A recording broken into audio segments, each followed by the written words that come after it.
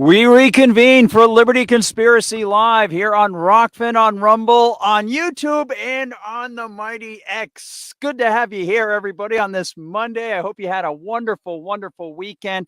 I'm LG Grande, Buenos, whatever time zone you call home. This is the show that is multilingual. A little bit here and there.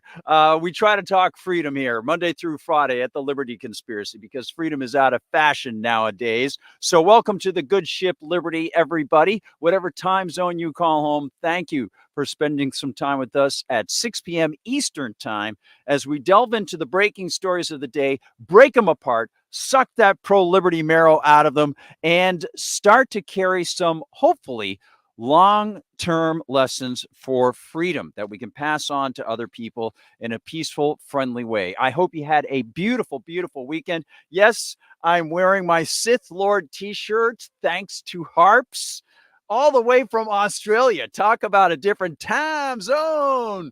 Harps, man, I can't wait. I've got my package all ready to send to you across the waves and across the time zones to thank you for being such a good guy down there in the land down under. And no, there will be no Vegemite and no Marmite included. Absolutely. By the way, Harps, I'll have to tell you later when they gave us a tour of the they make Red Roo beer, and I don't even drink beer. It was the 4X people in Australia, somewhere like way out in Queensland. It was a wild time, that's for sure. As Johnny Carson would say, well, that is some wild brew, Ed. Yes. Thanks for hanging out, everybody. We're going to have an awesome night tonight. I hope you had a fantastic weekend. And boy, I got to say, just all the feedback from everyone about, what we've been doing on the show and what I hope to be planning to do, and all the other people who are sort of associated in their own ways and working for freedom, from the guy who sort of brought many of us together, David Knight, the man behind so much great stuff on his show with his family, to the Knights of the Storm, to Angus Mustang, to Eric Shiner and all those folks at MRC TV, to Chris Graves and Eric Peters and so many other good people, Toby Leary down at Cape Gun Works. We have a great group of folks here. So I want to thank you for being here right now. And if you're watching after the fact, thanks for finding the show. I know it's sort of new to a number of people, especially on YouTube. So I hope we put something together that you find newsworthy. And then as we go through the news stories, if you do find them newsworthy in the show, remember, go into my X feed for that day, and that is the library for the news stories for the day. And then on the weekends, on Sunday, go to my Substack, the Gardner Goldsmith Substack. And every Sunday, you'll see the Sunday News Assembly there with at least 20 stories pertaining to liberty, plus contextual information about economics, history, philosophy, any of the items in which I've been lecturing, that sort of stuff. And a lot of stories that with which I might be familiar because I've been working on these things for years for MRC TV. So thank you to the MRC TV audience for finding the show if you're doing so on X because of my my Twitter/X feed. Good to have you here. And yes, my head is newly shaven. Always on Mondays, I try to make sure that I get it shaven because I shoot my MRC TV videos. MRC TV videos oftentimes on Mondays. So let's say hi to the folks in the Rokfin chat. I see Nancy Chambers is right there. I'm looking at the bottom of the chat, Nancy. Hello, high five to you and to Taylor Saunders. I see up next. Little John, not so little. Good to see you there, buddy. Good to see you there.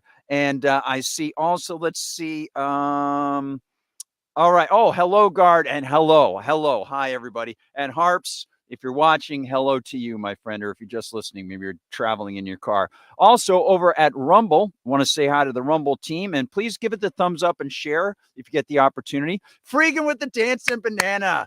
Yes, hello, Toronto. I know it's Toronto against the Bruins, and I've come from around the Boston area, but I'll give you the hat trick sometime there, Freakin. Hope to visit with you sometime. And again, if you ever get the chance to see your fellow Torontoan, is that what they say? Danko Jones play live. Tell him I say hi. All right. He is one heck of a dude. And let's have one heck of a show tonight on 4/29/24. It's Liberty Conspiracy Live.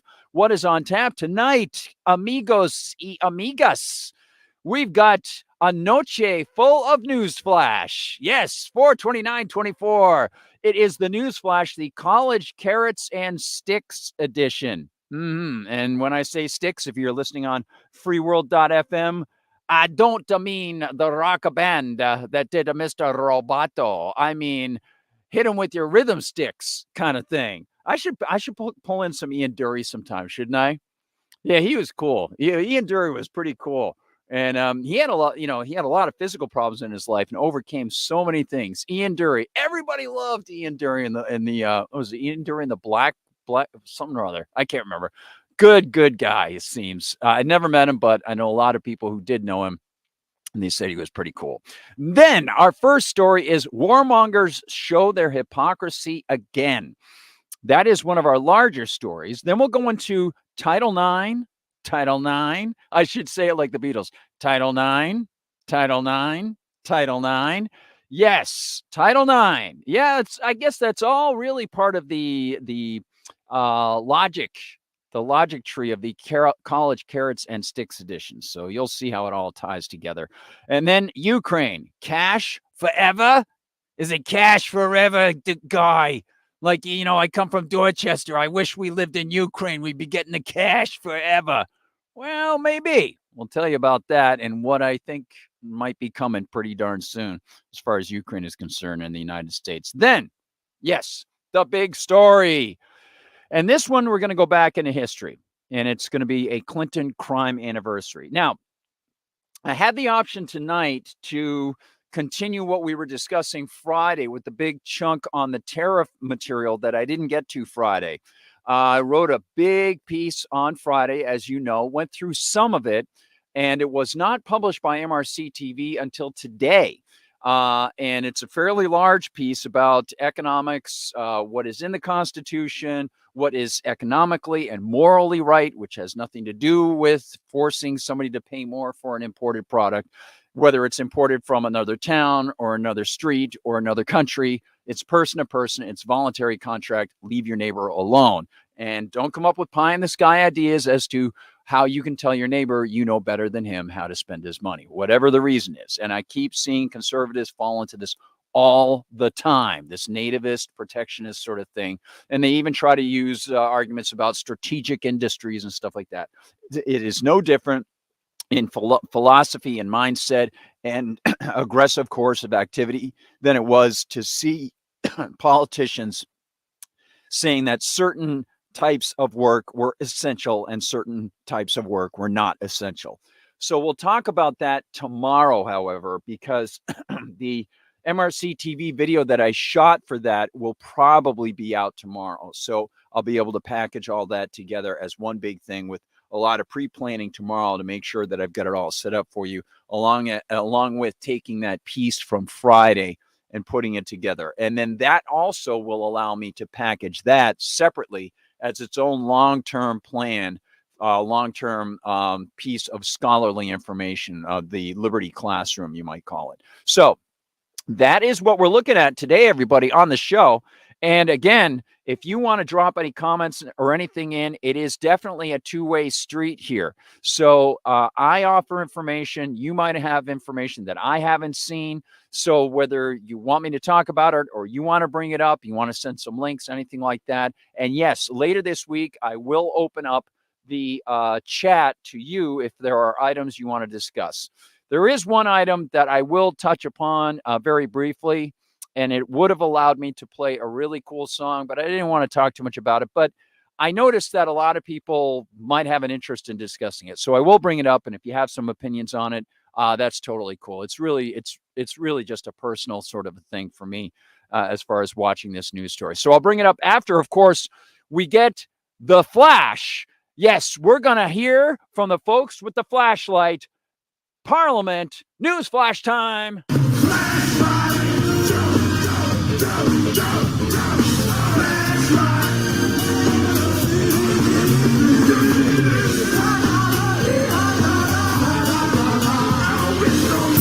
Now, another story to bring you. American lawmakers have proposed a bill to rein in what's been called anti-Semitic behavior at U.S. universities as pro-Palestinian student demonstrations increase on American campuses. Now, schools which do not comply with the monitor's recommendations will lose federal funding.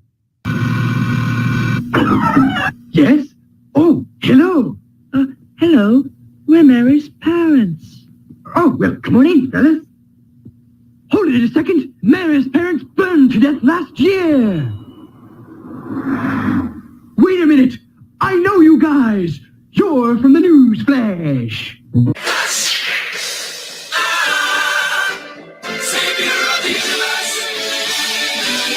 All right, my friends, what is first up on the program? Well, let's talk about this. Constitution, morality? Nah. Now, another story to bring Hold you. on a second, everybody. Constitution, there we go. Constitution, morality? Nah. Keep collectivizing and threaten to withhold federal funds. You got it. What are we talking about? Well, we're talking about something that provides me the opportunity to talk about college and play a little something from Boston.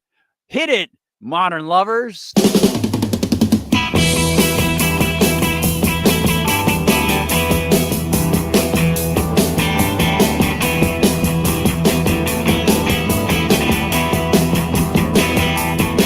Well, there's sex in the sunny day that shines down on Boylston Street. And I love the USA, so share the bottom. All right. Yeah, the modern lovers. You got to put down the cigarette and drop out of what? The modern world now. Put down the cigarette and drop out of BU. All right. Yeah. That's right. Jonathan Richman. Oh, baby. Well, out in the afternoon.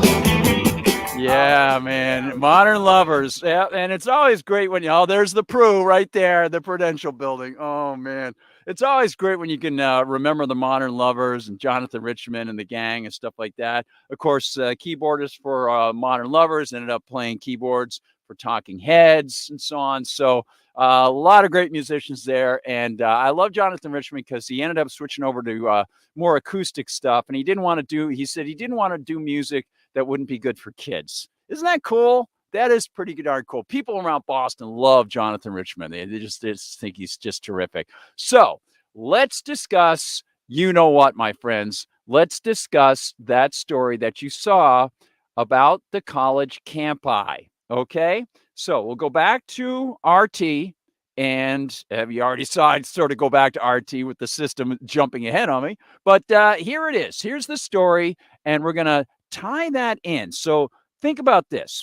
We're going to show this RT story about this new proposal to monitor speech at universities. And we got to think about the carrots and the sticks, right? First, we're going to hear about the carrots and then the removal of the carrots, because that's how this bill is going to operate from Washington, D.C. And while we think about that, of course, being an anarchist, I do like to remind them that they promised us that they would abide by those rules that have been foisted on us, and they don't.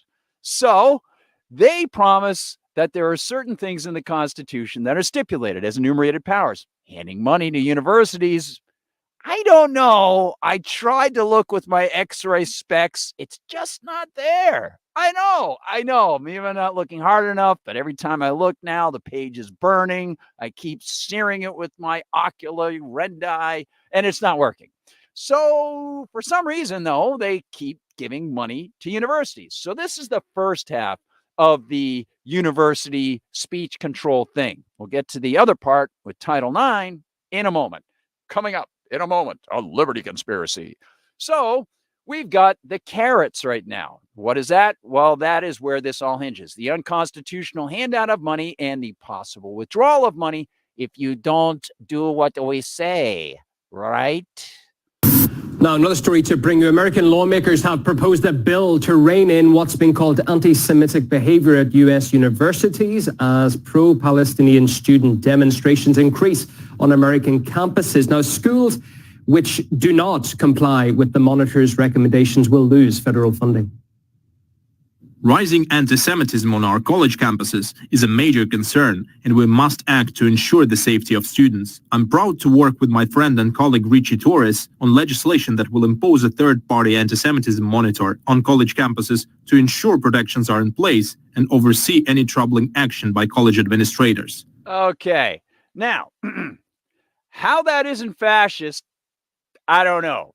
How that isn't like some sort of statist speech control thing, I don't know. But if you really dig down into it, it's all contingent upon the politicians approving or disapproving of certain types of things at the universities.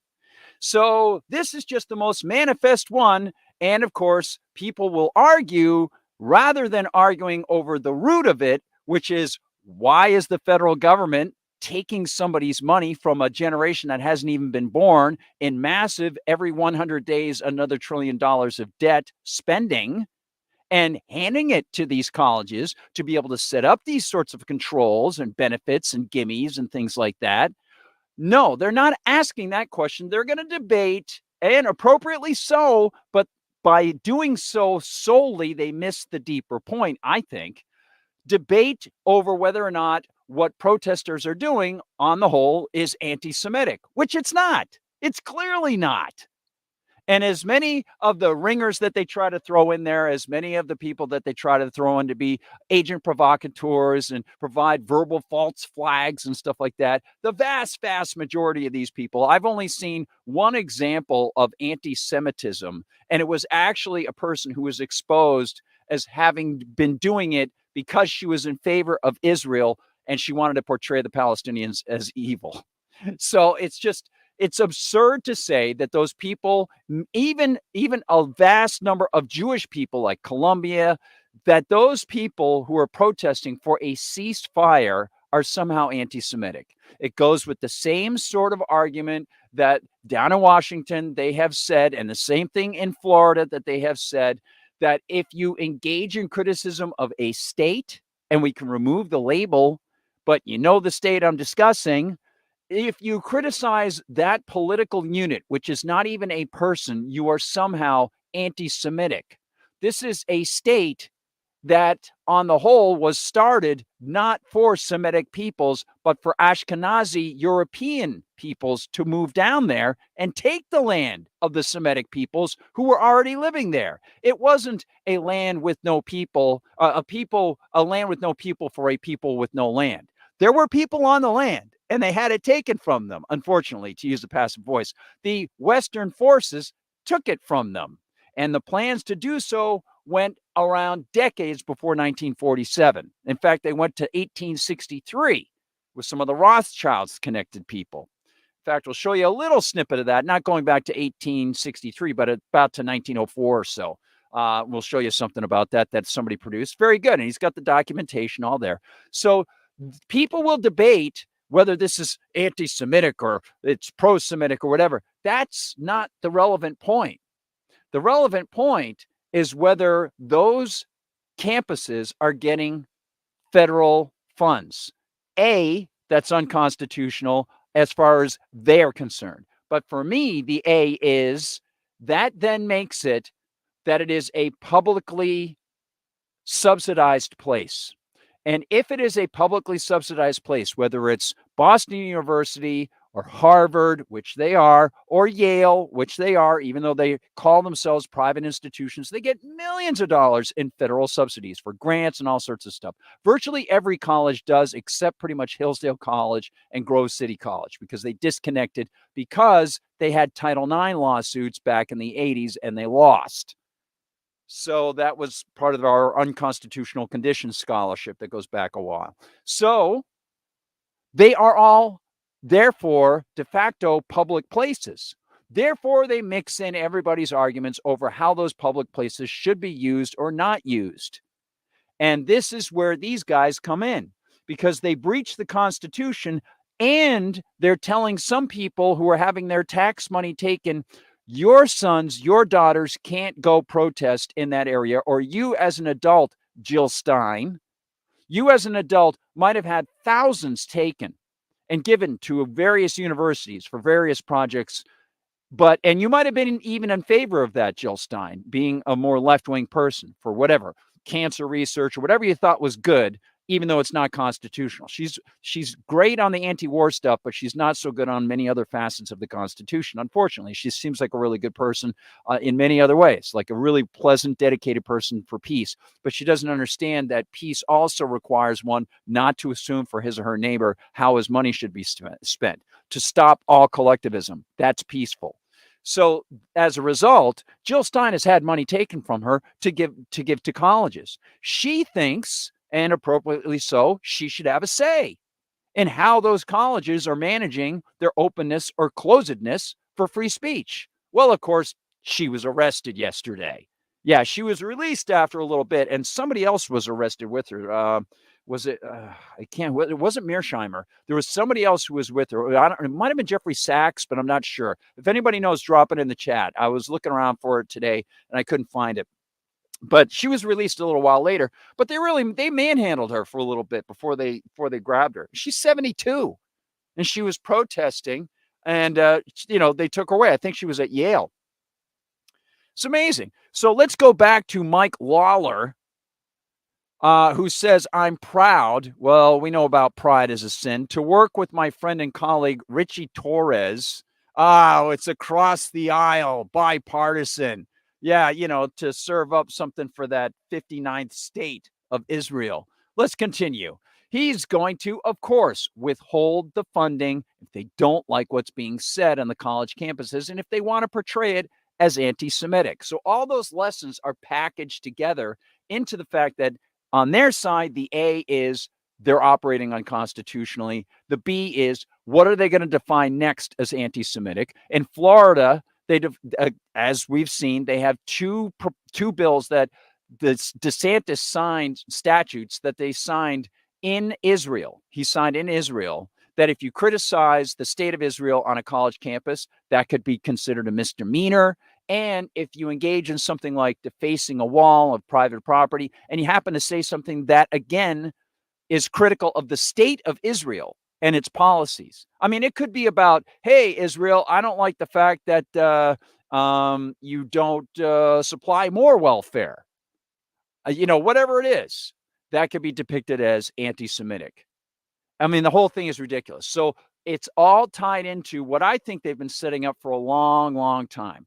They probably figured that sooner or later, the Netanyahu government is going to move on the rest of Gaza because they've been giving signals of this for a long time. And Netanyahu supported Hamas to be the oppositional group there so that they could utilize that as an excuse, a justification, a rationale to go in with bombs dropping and guns blaring and wipe out civilians, which is precisely what they've done. They just wanted some sort of trigger that they could use to go in there. And that's what they've been doing. So let's go back to this, because in the United States, so many people are on the payroll of the Jewish lobby, the Zionist lobby, I should say, that even when Jews are protesting, somehow that is seen as anti-Semitic. And of course, they're going to withhold the funds from the schools. Colleges will not step up to protect their students. Congress must act. Well, at least 900 pro-Gaza protesters have been arrested in the United States over the past 10 days, according to the Washington Post. Among those detained was U.S. presidential candidate Jill Stein during a pro-Palestinian rally at Washington University in Missouri. Footage shows police repeatedly shoving a bike against the 73-year-old before removing her from the student encampment, while other video sees the Green Party member being escorted out by a number of police officers with her hands apparently restrained with zip ties behind her back.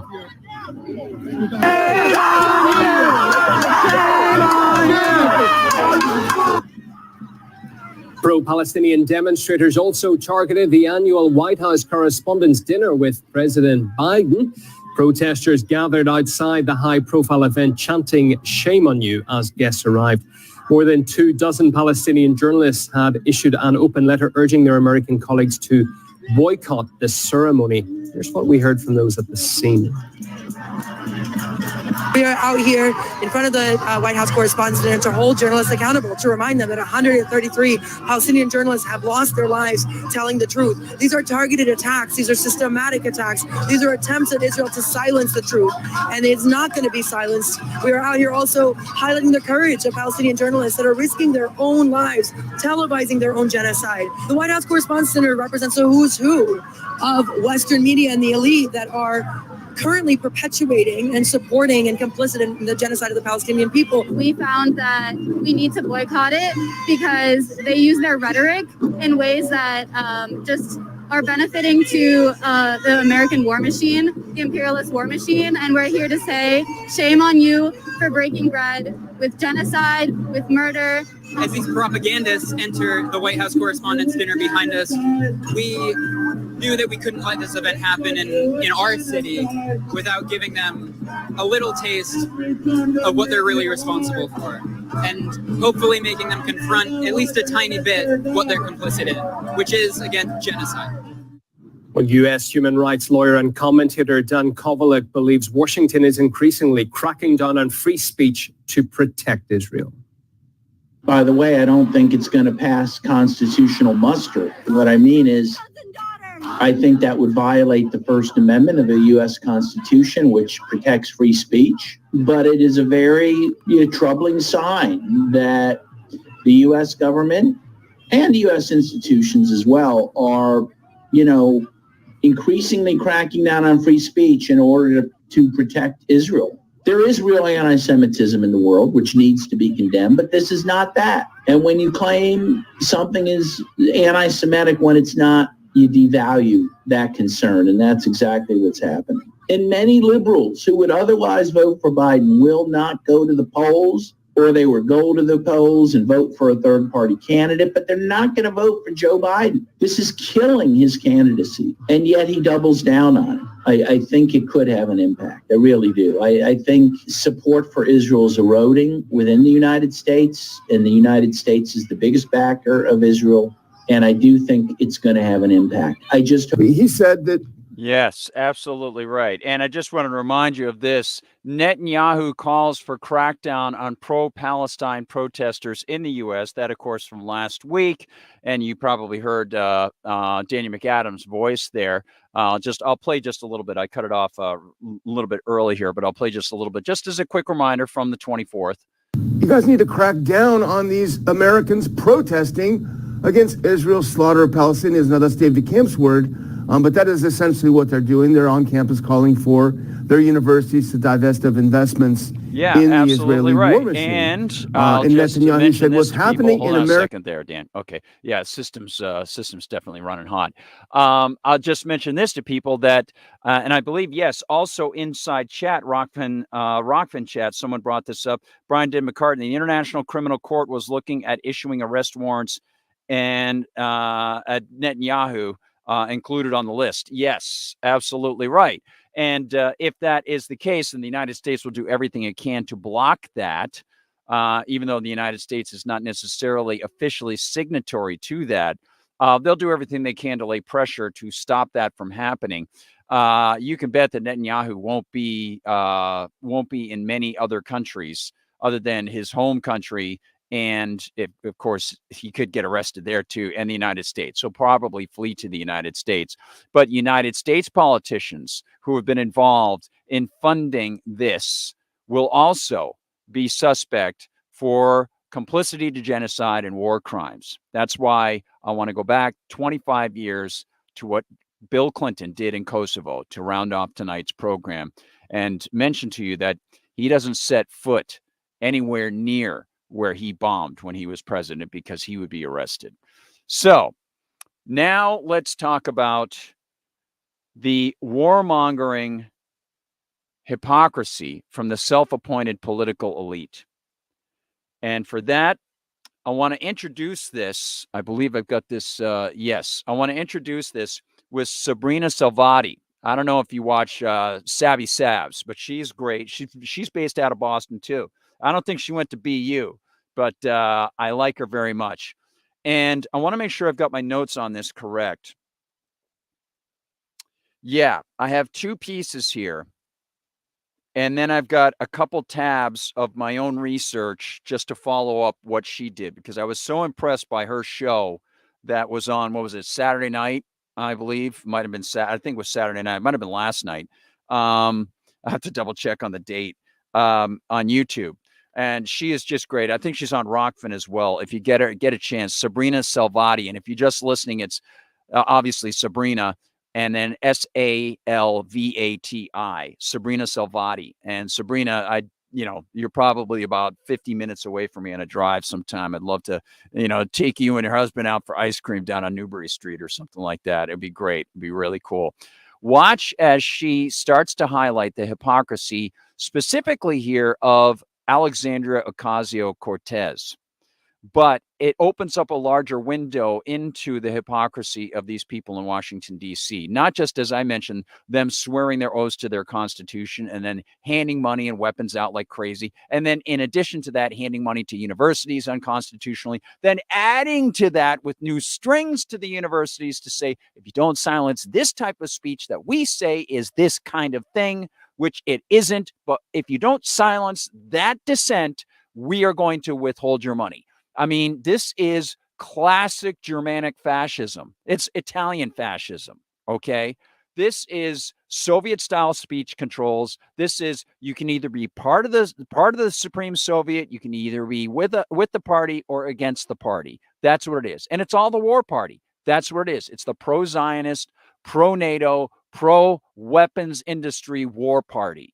Now, Ocasio-Cortez has played this rather deftly. And it's quite interesting because she knows her constituency pretty well. Watch this. This is amazing. And when you see what I reveal and some of the information, I was going to put out one of these photo stills. Sabrina has the photo still. And then if we start to crack that open regarding some of these political players, it just is stunning. Okay, let's check it out.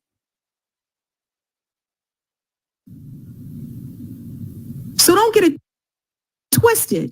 She is there to tell those people, I totally get what you're doing and you're great to organize this and I support your effort to protest. But when November comes, you have to support Joe Biden because we can't get Donald Trump. Remember, Joe Biden is losing the young base. He's lost support among the younger voters. That is why AOC is there. Yeah, she went over to Columbia, by the way, folks. Not be fooled by this, especially when you see the pictures that she took just a couple days ago. And that's the one I want to tell you about. So she's going to show you a little bit more, and she's going to read it for you if you're listening on freeworld.fm. But it's Joe Biden, AOC, and Senator Markey, Ed Markey from Massachusetts. Ed Markey is the guy I mentioned, and I wrote an article about it called Why Congressman Markey Wouldn't Give Me a Ride Home. He's the guy that after the Super Bowl, Janet Jackson, Justin Timberlake thing in 2004, and the FCC was going to crack down on all these CBS affiliates, he wanted to ramp up the so-called penalties for so-called indecency, as defined by whom? That would be the FCC. Under what? The congressional creation of the FCC stemming off of the Federal Radio Commission, which breaches what? Yes, the First Amendment, but they don't care. So I met the guy earlier in the morning while I was out at Hillsdale, Michigan. I saw him on C-SPAN talking about his proposal to increase penalties for what the government defined was somehow salacious and indecent. And I said, boy, what I wouldn't give to talk to that guy right now. Well, it turns out that my flight got redirected to Reagan Airport. I had to get on a different plane than I normally would have to get back to Boston. And who walked on once I'd sat down? Ed Markey. It was about 9 hours after I had said that. There he is on the plane in front of me. So I'll tell you that story a little later. I want to get back to Sabby Sabs and see what she has to say as she mentions real Nico House and what he had to say, because he noticed some hypocrisy for AOC as well. AOC is there to support the Palestinian protesters, and she's standing next to Joe Biden, who is continuing to hand the Israelis weapons to kill the Palestinians. Yeah, isn't that odd? Nico called this out. Shout out to Nico. Hey, real quick. Or let me say it like Nico. Hey, bruh, real quick. This you with Genocide Joe, who called the Columbia protesters anti-Semitic right after you gave a speech showing support to those same protesters.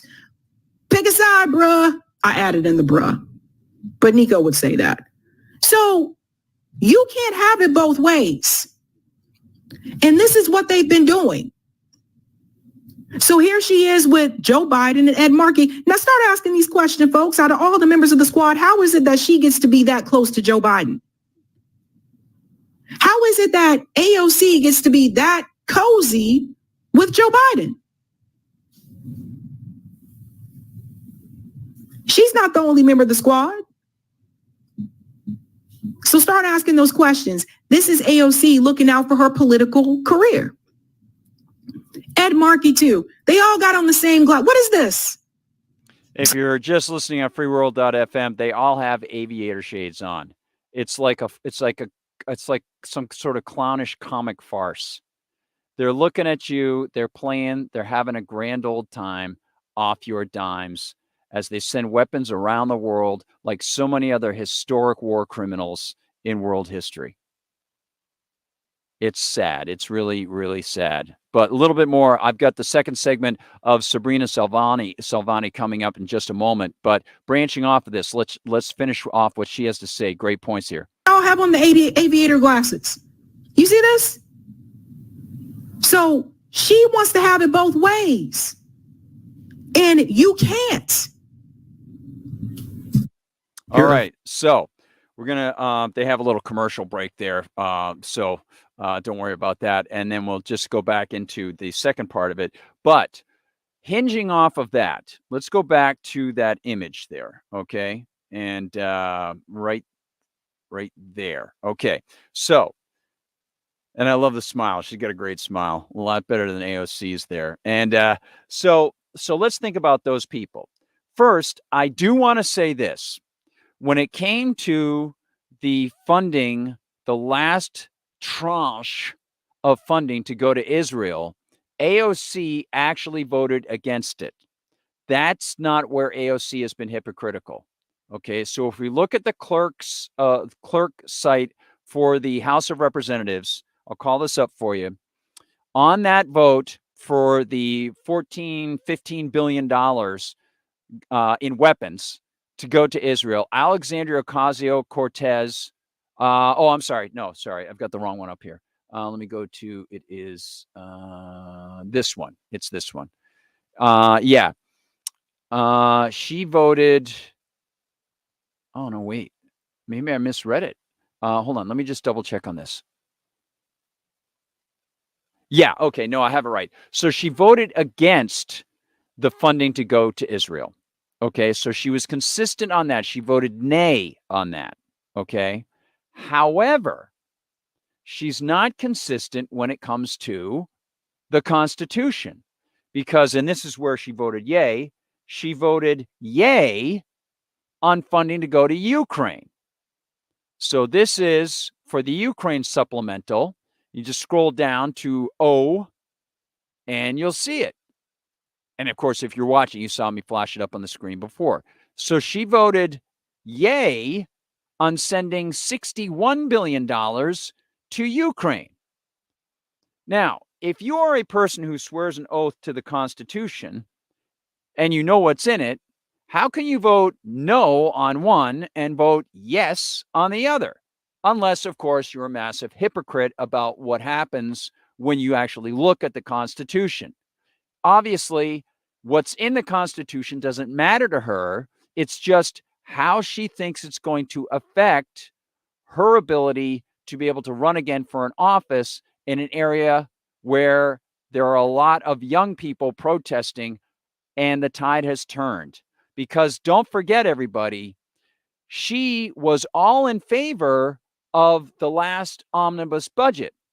And the last omnibus budget, she didn't speak out in favor of the Palestinians, despite the fact that the last omnibus budget, and she voted for it, included $3.8 billion in part of the annually promised government of the United States weapons funneling to Israel. So this whole thing right now is all for show prior to the elections. Because if she really felt principled and felt on a moral level and understood the Constitution and thought that it was wrong to be sending weapons to Israel, and she felt so strongly that she wanted to show support and solidarity by arriving with the Palestinian protesters at Columbia and speaking to them there, well, then why just a couple weeks ago did she vote to send $4 billion of weapons to the people that she now seems to want to be seen as thinking might be engaged in genocide? That's a double standard, clearly. Then you've got also the double standard on if she's going to vote yes in Ukraine, but no in Israel. Obviously, it has nothing to do with what's actually written in the Constitution, but she swore an oath to uphold it. So she's a hypocrite there as well. And now we'll go back to Ms. Salvati, who offers us a little bit more. Here we go. Yes, hypocrisy. Here's the second part.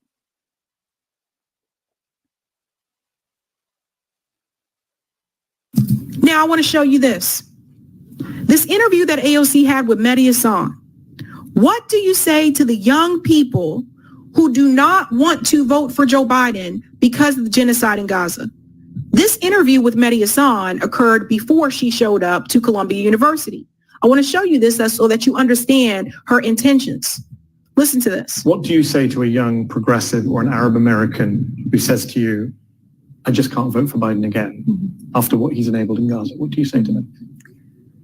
I mean, I think everyone comes to this prospect and this conversation with a different history, different background, what they bring. You know, for an individual Palestinian American that has had their family killed, there is nothing. I mean, I am not here to lecture anyone. No, I'm just here to, make sure that sometimes I take their money to possibly kill their neighbors and loved ones back in Palestine. Yeah, the force of the taking of the money should be sufficiently noxious to people, but evidently it doesn't matter. The breach of the Constitution might be a second barrier to people, but evidently that doesn't matter either. It's all about getting to the elections. I also think that this election is more, in my personal view, I believe this election is about more than president. And also, it's not just one election that's happening. We're having hundreds of elections. Yes. The balance of Congress, the balance of the House, the balance of the Senate, and the presidency. And I have a vested interest in protecting democracy, not just here domestically, but globally. What AOC is telling Palestinians who have lost their family members in Gaza, she's telling them that her vested interest is in protecting democracy. I'll add to that what she will not say, but also protecting her political career. That is more important than pushing back on a genocide. Nailed it. Just excellent. I hope you watch her show, everybody. She is really, really good. And of course, she totally gets it. So with that, I want to double check my notes and then hop over and talk to you. Lay your comments in any one of the sites: Rumble, Rokfin, X/Twitter. Oh, I see Brandon. Hey, Brandon. Brandon Bennett is in Twitter. And sorry, Brandon, I'm about 19 minutes behind when you dropped the message. It says, hey, Gard, great to see you. Thank you, Brandon. Thank you very much, man. And great to see you too. And thanks for being over at X. He's got the thumbs up with the eye. The Frotus, as they would say on the Monkees in their last regular television series episode. And Brian De McCartney, thank you so much for hanging out, everybody. Hope everything is sounding good for you. And oh man, somebody mentioned the Olive Garden there. I got to say, I do enjoy going to the Olive Garden, getting the salad and the bread and everything like that. That's good stuff. Gardner loves going to the garden. How about that? And also in Rumble, Freegan is there. And he says, let me see. Oh, I've got Lieutenant Oracle, True. Sorry, Freakin. Opossum King. Want to thank Opossum King for being there. And Freakin says elections are all fake anyway. Yeah, and to me, obviously it's so easy to manipulate these things and get the result that is desired. Those machines are not trustworthy in any way whatsoever.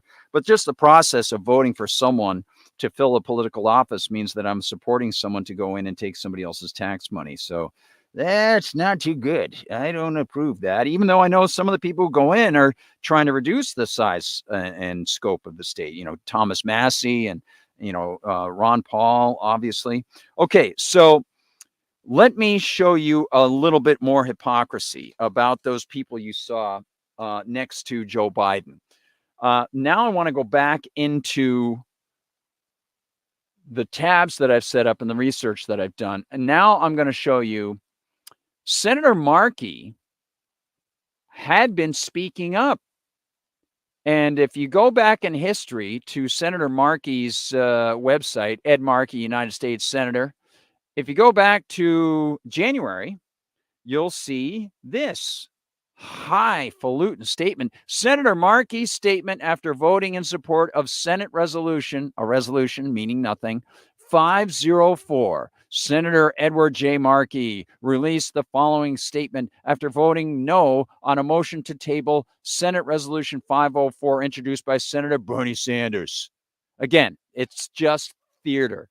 More than 3 months have passed since Hamas's heinous terrorist attack against Israel and the start of the war it caused, said someone writing for Ed Markey, an attack that Israel has every right to defend itself against because, he thinks that states have rights. I remain steadfast in my calls for sustainable peace that ensures a secure state of Israel and an independent and sovereign state of Palestine, which is why I've continually voted in favor of handing weapons to Israel to wipe out Palestine and make sure there is no state, because that's what the Netanyahu government wants. But an enduring peace that recognizes two states for two peoples, he wrote in January, will not be possible unless the extremist right-wing government of Israeli Prime Minister Benjamin Netanyahu stops indiscriminately bombing Gaza, killing innocent Palestinians in the process, and continuing the grave humanitarian crisis that has led the United Nations humanitarian chief to describe Gaza as uninhabitable. Gee, I know. It's almost like you get it. But no, not really. So if you look at this is CNN. How each... Hold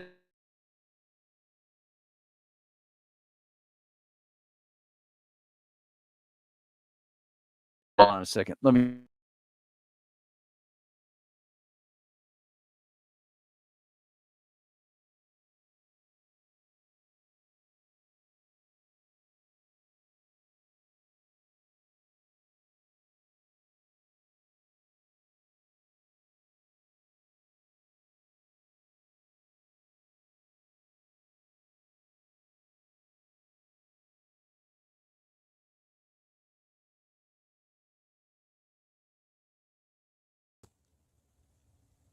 Hey, everybody, it's Black and White outside the Studio G, here to act as a thematic change device once more and to remind you to spread the word about the show and support freedom. Really appreciate our growth over the past year, and I want to thank you for having such impeccable taste.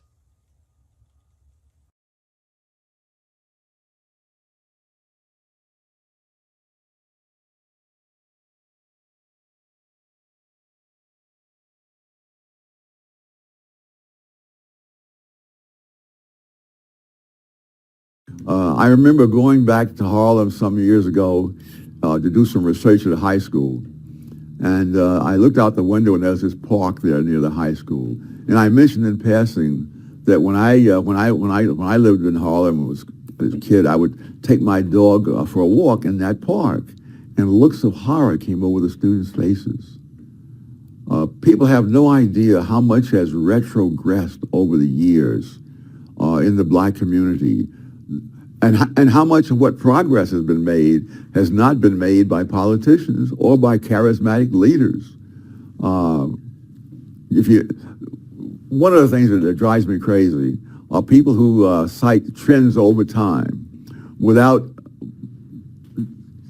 deciding where they're going to start the time period. For example, as I said, all sorts of wonderful things happened in the 1960s and beyond, and especially for the minorities and the poor and so forth. So what I did, I said, no, well, you can't. If you start the data in 1960, we don't know how much was a result of that and how much was a result of other things. That also applies in other things. So for one simple one, many people say, Rolf Nader wrote this book in 1965, and about the automobile safety and so on. As a result, there were laws by the government, and the death rates went down after that, which is true in itself. But the death rate went down at a far higher rate prior to his writing the book. And this was the continuation of a trend that went back another 20 or 30 years. Because because car manufacturers, when it came right down to it, had very little interest in getting people killed driving their vehicles. You kill off your customers, your chances are you won't sell as many cars.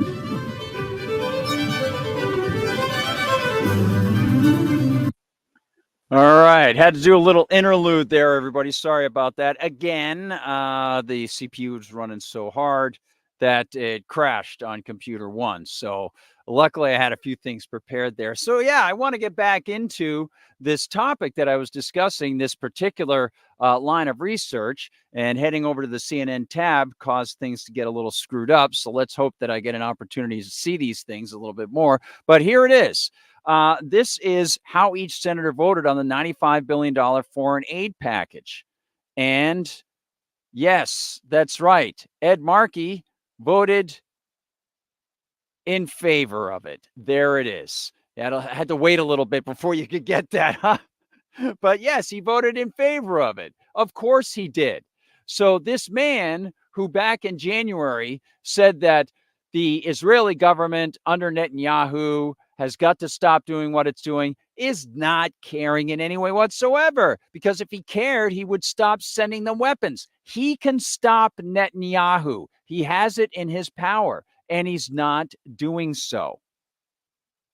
So I think it's rather disingenuous for this guy to do this. And let's just check right now on the Israel Security Supplement Appropriations Act of 2024. Inside the House of Representatives, if you get the opportunity, you can check out how all these people voted. And it is really striking to see how the Republicans and Democrats come together whenever it's important to them to keep funding the warfare state. Really, really sad. And we'll look at how 10 senators from the GOP flip-flopped on support for Ukraine. This from the Daily Signal.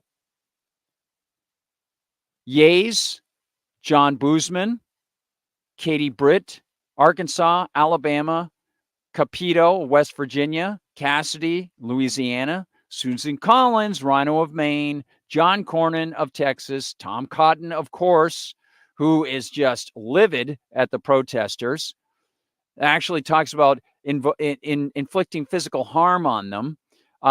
He is, of course, from Arkansas. Kevin Kramer, this is on the Ukraine vote, by the way. Again, massively, patently unconstitutional. Mike Crapo of Idaho. Kramer's from North Dakota. Montana's Steve Daines.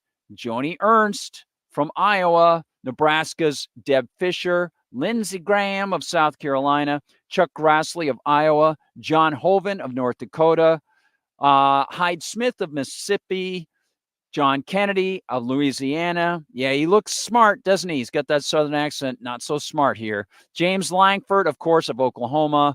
Mitch McConnell of Kentucky. It's so important it might have a bearing on his wife's family shipping company. Yes, that's why you got to keep things going with Ukraine, huh, Mitch? Oh, maybe it's the military contractors. Jerry Moran of Kansas. Mark Wayne Mullen of Oklahoma. So wherever you are, check this out if this is in your state. Lisa Murkowski, no shocker, of Alaska. Pete Ricketts of Nebraska. James Risch of Idaho. Mitt Romney of Utah, formerly of Massachusetts, drop out of BU. Mike Rounds of South Dakota, Dan Sullivan of Alaska, John Thune of South Dakota, Tom Tillis, North Carolina, Roger Wicker of Mississippi, Todd Young of Indiana. The nays were John Barrasso of Wyoming, Marsha Blackburn of Tennessee, Mike Brown of Indiana, Ted Budd of North Carolina, Ted Cruz of Texas, Bill Haggerty of Tennessee, Josh Hawley of Missouri, Ron Johnson of Wisconsin, Mike Lee of Utah, Wyoming's Cynthia Loomis, Kansas's Roger Marshall, Marco Rubio of Florida. That was surprising. Eric Schmidt of Missouri, Rick Scott of Florida, and J.D. Vance of Ohio. And not voting were Rand Paul of Kentucky and Tom Scott of South Carolina and Tommy Tuberville of Alabama. So I know, people come from all over the United States, Canada, whatever country you were in. But if you were in the United States and you wanted to get some of that information, if you didn't have the opportunity, you can check out the Daily Signal on that. And this one I have not retweeted because, it came from the 23rd and it's the 29th now, but I will retweet it if you want that information. Okay. Now, want to go back over and show you a couple other items that you might find interesting. Okay. Talking about the carrots and the sticks. Let's go now to some of the, I'll get out of the war stuff. We'll go to anti-war in a little bit before we talk about the 25th anniversary of the warmonger of Bill Clinton. So that will bring back some of this Israeli Gaza stuff. Okay. But now I want to branch off of that and talk about the carrot and the stick controlling college policy and contorting social norms. So you might have seen this story. Republican-led states sue to block Biden protections for transgender students, as Reuters depicts it. That's protections. Now, what is that? That's Title IX.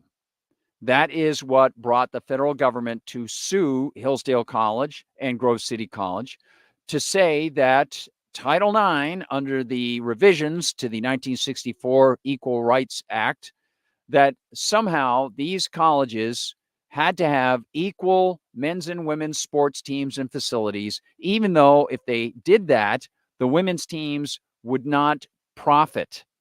But the politicians told them, this is how you have to run your college if you get federal funds. So Hillsdale and Grove City said, okay, we won't take federal funds. We won't take federal grants. Then the federal government continued with their lawsuits and said, you take students that get federal grants and federal loans. Therefore, you are indirectly getting federal money. Therefore, you must comply to Title IX. Okay. Everything to be somehow equal, and you will pay for it. Even though men and women aren't equal, and the interest in men and women can't be made equal. Sorry, it doesn't work that way. WNBA players won't earn as much as NBA players because they don't attract as much attention in advertising. Unless, of course, the government forces the advertisers to have to advertise with them. So here's a little bit more of the story.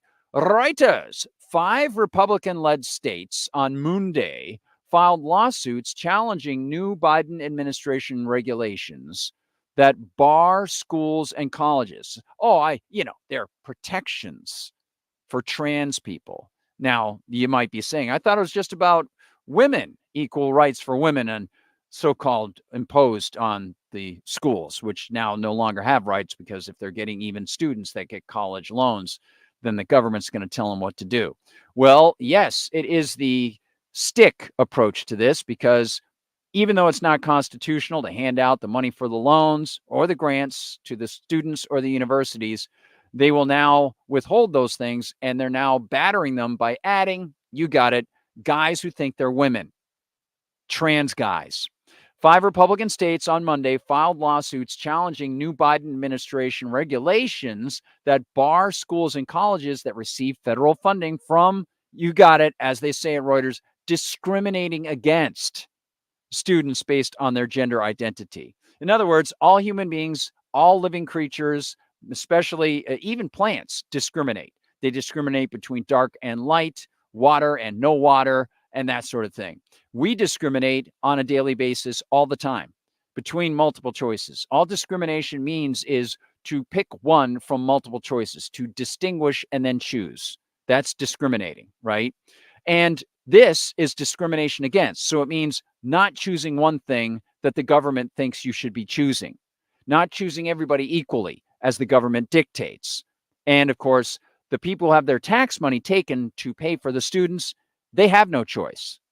And so it opens everything up again to the tragedy of the commons, just like the land for Colombia when it's subsidized by government. Everybody argues over it, and this is what you get.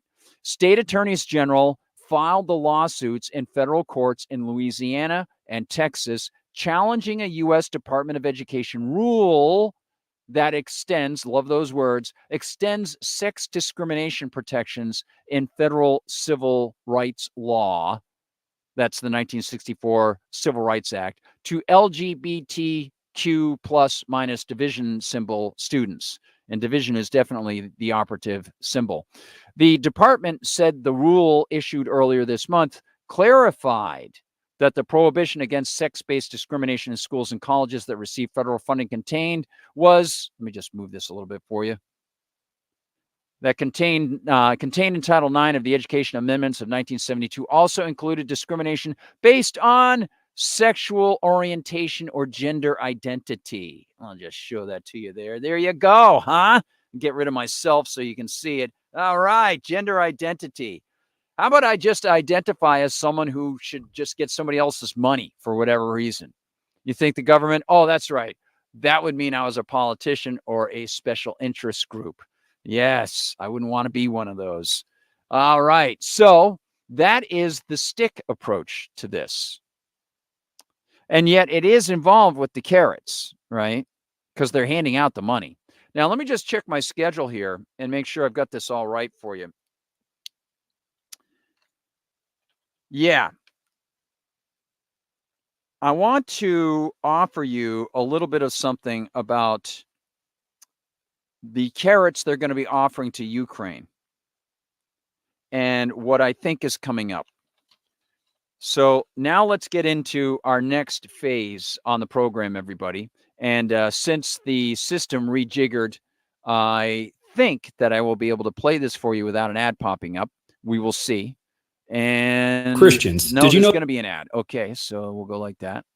And we'll get right past it. Okay, here we go. This is a little something for warfare, my friends, for warfare. Speak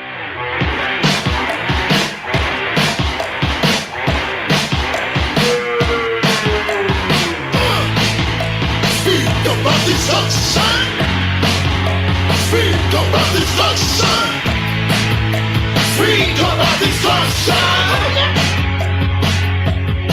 This is the world that sunshine. Your life ain't nothing. A human race is becoming a disgrace. All right. Now, don't forget people who run Google Alphabet, YouTube. This is all ASCAP BMI covered, thanks to freeworld.fm. Ha ha ha ha. Yeah. Communist relationship won't stand in the way of the Islamic cause. The CIA is looking for other factors. The KGB is smoking.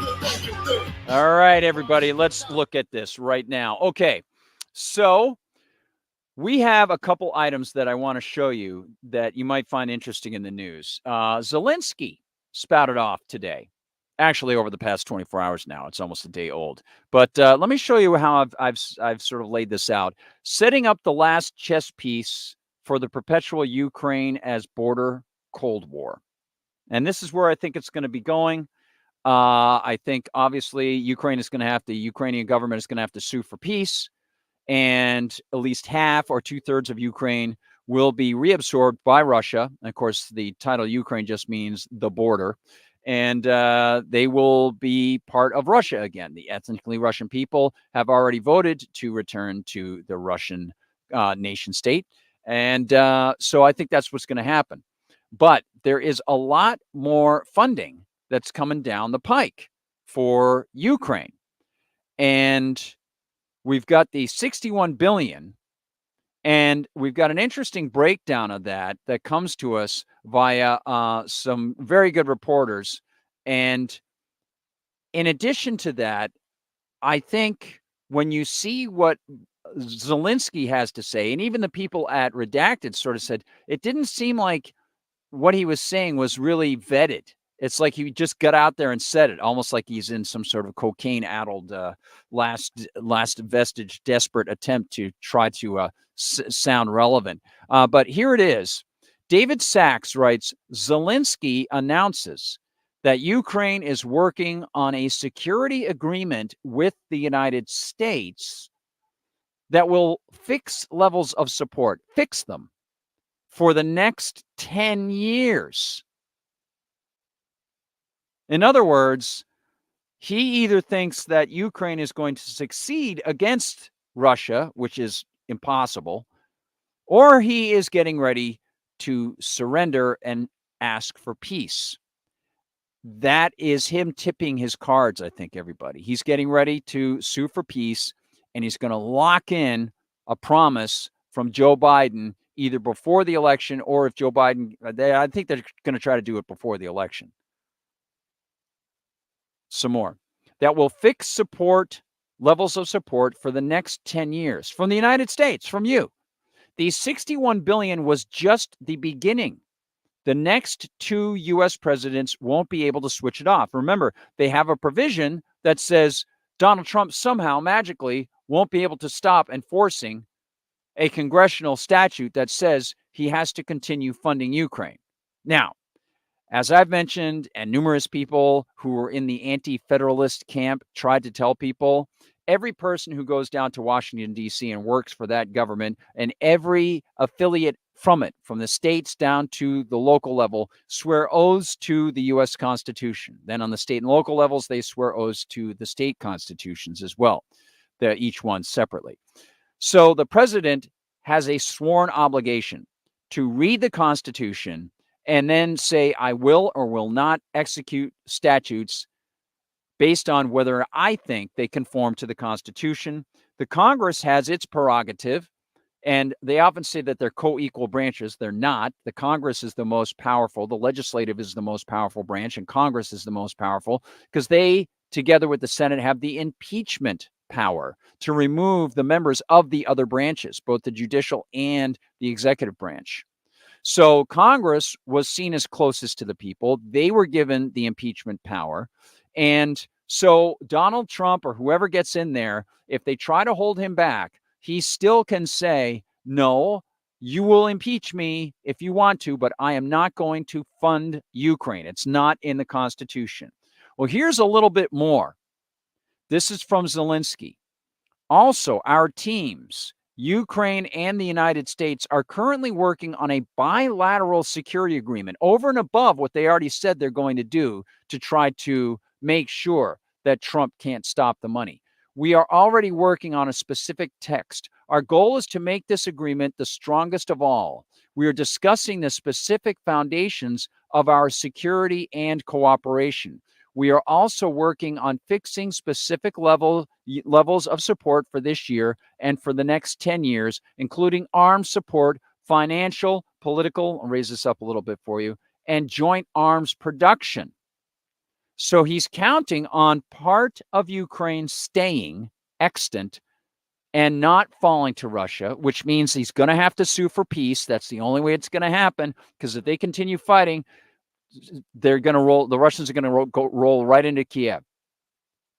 So, and it's not going to be a pretty roll for any of those people on either side. More deaths, more destruction, more of our money taken to kill people, and more innocents being killed as well on both sides. So he's counting on Ukraine somehow surviving. It's going to be a test site, a branch of the military-industrial complex. That's what it's going to be. It's just like I mentioned in chat over the weekend for a show that, Biden has pledged $12 billion to a Taiwanese consortium to bring chip manufacturing into the United States, further tying Taiwan to the United States in some trans-Pacific blockage of China sort of thing. And of course, they're trying to now depict China as trying to influence the elections. This is what Blinken has been saying. Anthony Blinken, And I've got some footage to show you on that. I'll do that tonight or tomorrow. I wanted to make sure that I at least brought it up tonight because they're clearly trying to set things up. And Sabrina Savati brought it up on her show as well. She's like, they're doing the Russia influencing the elections thing now. They're going to do it with China. And so I'm like, I think you might be right because I've been thinking the same thing. Whatever boogeyman they can come up with, they'll say, oh, they're influencing. Here's what Tim Burchett has to say about Ukraine. And of course, don't forget, they really pumped up the Russian influence thing after the United States influenced Ukraine and overthrew the government of Ukraine. I mean, just incredible double-facedness. When Zelensky says specific foundations, he is talking about your tax dollars. It doesn't matter how long he drags this war out if Ukraine gets rebuilt with American money. And don't forget, BlackRock has most of the contracts for that. Interesting, isn't it? Well, here's a little bit of what's going on behind the scenes and how the money is spent every month, every week, thanks to Russia Today. Of course, it's also worth remembering that the U.S. has already pumped over $100 billion of its own taxpayers' cash into the failing Ukrainian project. Just pause it right there, everybody. So if we look at the $113 billion plus the $61 billion, it's almost $200 billion. That is more than twice the budget of Russia. Russia itself. Insane. Absolutely crazy. Here we go. Scale of the spending is truly astounding, with two programs operating to fund Kiev. One is the Presidential Authority, and the other is the Ukraine Security Assistance Initiative, with one existing to replenish weapons and cash into the other. Since March 2022, $19 billion worth of orders have been financed into the U.S. military-industrial complex under this initiative alone. All right. So let me replay that for you just to give you this again. Okay. Again, this is courtesy of Russia Today. Of course, it's also worth remembering that the U.S. has already pumped over $100 billion of its own taxpayers' cash into the failing Ukrainian project. The scale of the spending is truly astounding, with two programs operating to fund Kiev. One is the Presidential Authority, and the other is the Ukraine Security Assistance Initiative, with one existing to replenish weapons and cash into the other. Since March 2022, $19 billion worth of orders have been financed into the U.S. military-industrial complex under this initiative alone.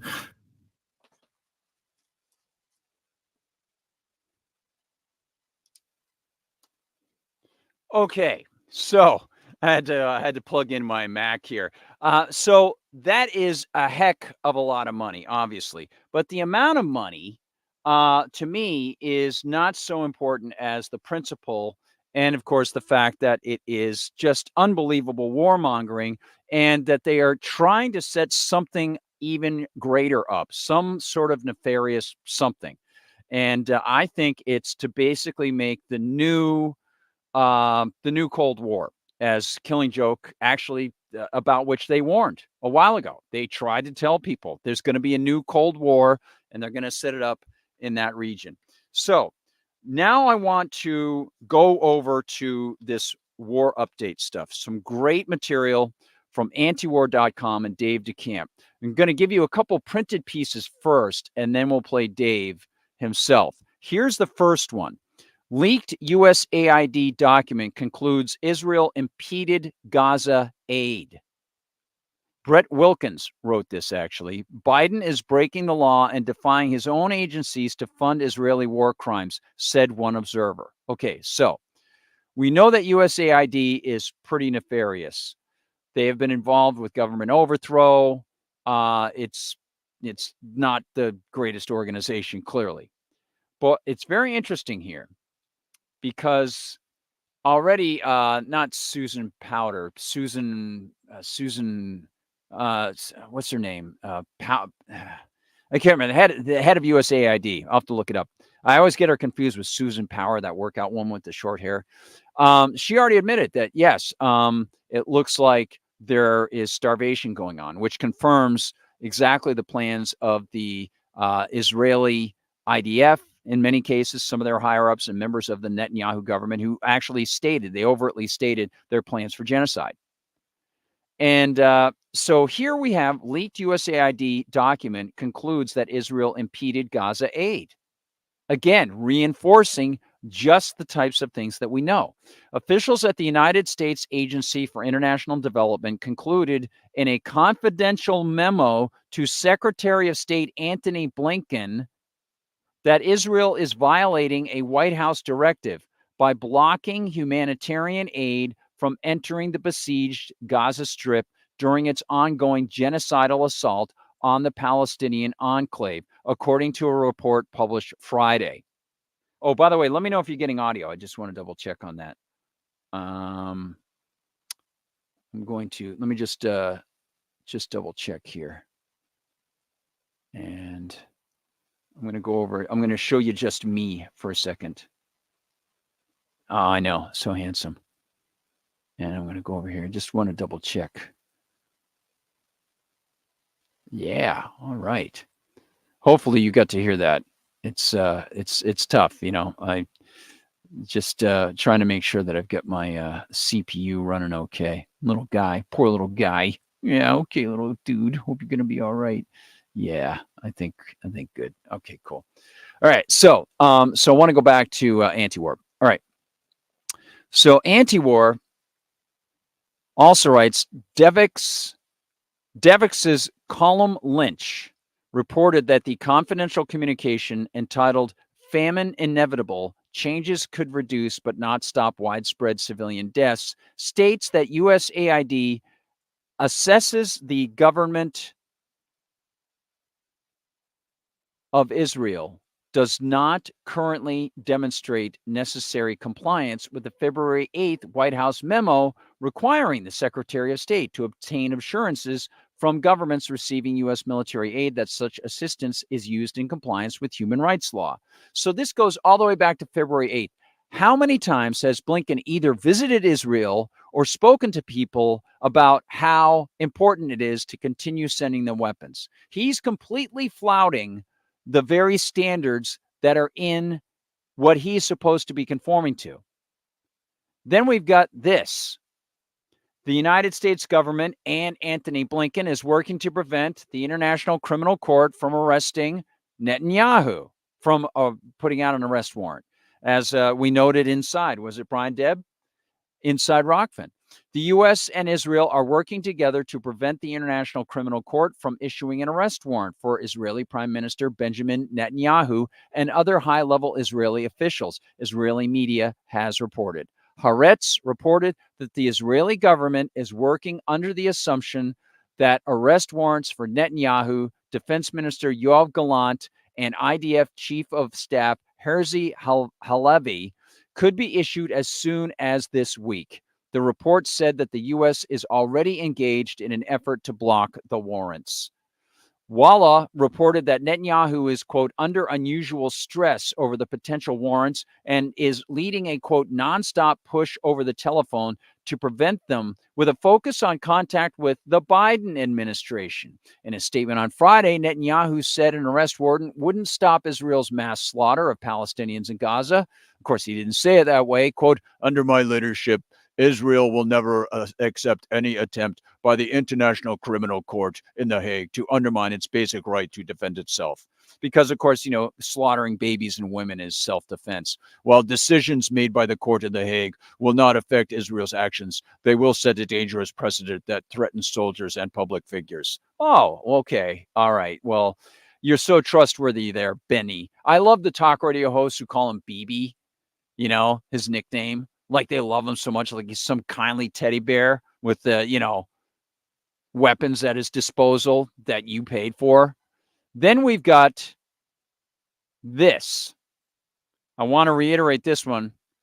U.S. will not sanction Israeli military units that committed gross human rights violations. When I reported on this Friday, it was just a rumor, and it is confirmed. Secretary of State Antony Blinken sent a letter to House Representative Mike Johnson explaining that 3 Israeli military units found to have committed gross human rights violations will not be prevented from obtaining U.S. weapons. That would be Anthony Blinken, the guy we mentioned before, who's also not paying attention to the fact that Israel is withholding food from, those evil, evil little kids. Then we've got, of course, UN Oversight Office closes probe of staff over alleged ties to Hamas. Now, you can say that the UN is investigating itself, but Kyle Anzalone reported on this yesterday. It was out there a few other places. And of course, they didn't find that the UN RWA members were connected to Hamas.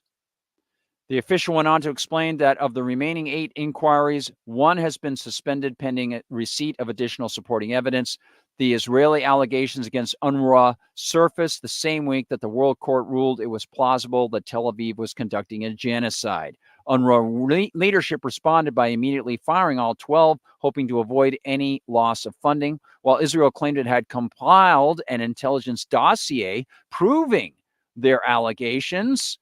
Tel Aviv has been unable to produce any evidence to support their assertions. Last week, an investigation led by the former French Foreign Minister Catherine Colonna issued a report saying Israel did not provide any supporting evidence for the allegations. Yeah, what a shock, right? Okay, now let's turn to this, everybody, and offer Dave DeCamp the opportunity to give us more information that I think is worthwhile. There might be an ad because it recycled on YouTube. So let me just recycle it again. And go to antiwar.com. Organ meats, one of the most. And Dave DeCamp. Please remember, folks, antiwar.com is conducting their annual pledge drive. So if you get the opportunity and you want to help out antiwar.com and the good guy you see on the screen there, Dave DeCamp, who does amazing work. This was the video that he released at midnight, Sunday night into Monday morning. Please consider going to antiwar.com, and you will see, in fact, I'll click back over here at the top of the screen. You'll see that you can make a tax-deductible donation there if you want to. Dave DeCamp and the team. Please offer something to them if you find their reporting valuable. That would be awesome. If I get, a couple of you to say, yeah, hey, Gard, thanks for the reminder or whatever, and that would be great. So, okay, let's go with Dave DeCamp with his news. We're going to work on the warrant one first because he's got some key info here. This is on the ICC. ICC warrant for Netanyahu. So over the weekend, Israeli media reported that Israel is expecting the International Criminal Court, the ICC, to issue an arrest warrant for Prime Minister Benjamin Netanyahu. And of course, the U.S. and Israel are working together to prevent it. So Haaretz reported that the Israeli government is working under the assumption that arrest warrants for Netanyahu, Defense Minister Yoav Gallant, and IDF Chief of Staff Herzi Halevi could be issued as soon as this week. The report said that the U.S. is already engaged in an effort to block the warrants. So I haven't seen the court hasn't said anything publicly about this yet. And the U.S. hasn't said anything publicly about this yet. So far, this is just based on Israeli media reports. And I saw the New York Times and some U.S. outlets picked it up kind of later on Sunday night. So one of the reports said that Netanyahu is under unusual stress over the potential warrant and is leading a nonstop push over the telephone to prevent them, with a focus on contact with the Biden administration. Netanyahu did address this possibility in a statement on Friday, saying that an arrest warrant would not stop Israel's mass slaughter of Palestinians in Gaza. He didn't use those words exactly, of course, but I'll read his quote. He said, quote, "Under my leadership, Israel will never accept any attempt by the International Criminal Court in The Hague to undermine its basic right to defend itself. While decisions made by the court in The Hague will not affect Israel's actions, they will set a dangerous precedent that threatens soldiers and public figures." So both the U.S. and Israel are not parties to the ICC, and the U.S. has a very contentious history with this court. Back in 2002, President George W. Bush signed a bill into law that authorizes the use of force to free any U.S. service member or government officials brought to the ICC, which is based in The Hague. And this law, it's officially titled the American Service Members Protection Act, but it has earned itself the nickname the Hague Invasion Act. So, this is the court. The U.S. has a history of putting pressure on this court. The Trump administration sanctioned ICC officials for their investigation into alleged U.S. war crimes in Afghanistan. The Biden administration reversed the sanctions, but continued to put pressure on the court, which worked to drop the Afghanistan case. The ICC, after they lifted the sanctions, the ICC said that they were going to deprioritize its investigation of U.S. forces in Afghanistan and focus the investigation on the Taliban and ISIS-K. And that's another thing about the ICC. You'll usually see them. I know the U.S. is also unhappy when they opened an investigation, or they said they were going to open an investigation into Israeli actions in Gaza and the West Bank. But they also said they were going to investigate Hamas, but that wasn't good enough for the U.S. They didn't want them to investigate Israel at all. Now, this next part is key. Watch the hypocrisy get even worse with the United States. Dave nails it. So last year, if you remember, so we have this history of the U.S. working against the ICC. But after Russia invaded Ukraine, the U.S. backed ICC efforts to investigate Russians, and they backed the ICC. I believe they even provided them with, help, loosen some restrictions so they could provide information to the ICC. And they supported the ICC last year when they issued an arrest warrant for Putin. But of course, now they got their sights set on Netanyahu, and of course, the U.S. is going to try to work against that. Even though Biden's so frustrated with Netanyahu all the time, according to all these leaks that we see. Yeah, those wonderful intentional leaks. Isn't that just amazing, you guys? It's just incredible. Holy smoke. And then let's check out this one over here. Where is this one?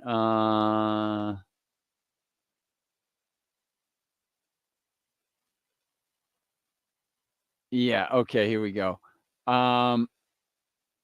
U.S. troops, because of course the U.S. forces give the nod, and it's a setback for your country. You're voting to make sure that the U.S. soldiers go to help with aid deliveries. So this article's from Middle East Eye. I'm sorry, it's UK troops. Sorry, UK. Be pretty crazy. British troops could be deployed to Gaza to assist with aid deliveries after the U.S. said it would not be sending any of its own ground forces. The U.S. previously said that a third party would be responsible for driving trucks along a floating causeway onto the beach, a role the BBC has learned could be filled by British forces. The BBC on Saturday quoted Whitehall as saying that no decision had yet been made and that the issue had not yet been raised with Prime Minister Rishi Sunak. Okay, now, here are a couple points. As I mentioned on David Knight's show, Rishi Sunak is in a lot of trouble. The Prime Minister of Scotland has resigned, but will it change anything? I doubt it. So we will see. It is really something else. And it's a perennial thing. The wrongdoers get away with these sorts of things. They paint themselves as being the good guys, while the UN people who could be bringing that in, even though I know it's unconstitutional, I don't support it. But those left wingers are always talking about how great the UN is. They're not so good when, of course, they get shot. And it's possible that a lot of other nations that are connected to the UN might bring Israel up on genocide charges in this flip and angry outburst. They accuse the UNRWA members, 12 of them, of being somehow connected to the October 7th attacks. Israel claimed this. They provided no evidence. And so now the food provisions are up in turmoil, and the United States or the UK, they're going to come in looking like they're just the heroes. After Israelis have shot people in UN food tents, The World Kitchen people were attacked in their convoy a few weeks ago. And now basically private food and medical organizations are steering clear of that. Over 100 journalists have been killed inside Gaza. And children all over the place are being documented as having been blown to pieces and are still lying out there. And yet they want to use, as Max Blumenthal said, they're going to use some of the broken down buildings that haven't even been excavated for dead yet. They want to use some of them to build this wonderful new dock, this port that they're putting in, and which is delaying the opportunities they could have to bring more food in through the ground portals that the Israelis have been locking up. It's a perennial thing. The United States, for years, has been backing the expansionists in Israel. They've been backing the expansionists and driving the expansion of NATO. So let's go back now to a very sad anniversary. I want to take the opportunity to talk about the big story right now. And for that, it's a little bit of history to help close things off. And so we hear from Joe Piscopo. The big story, the big story, the big story, the big story. Yes, the big story. What is the big story tonight, everybody? Well, 25 years ago, this happened. Bring you our special coverage of those events and the impact left on history and on the lives of the region's people. We act to protect thousands of innocent people, to defuse a powder keg at the heart of Europe, to stand united with our allies for peace. My generation never thought to see those scenes in Europe again.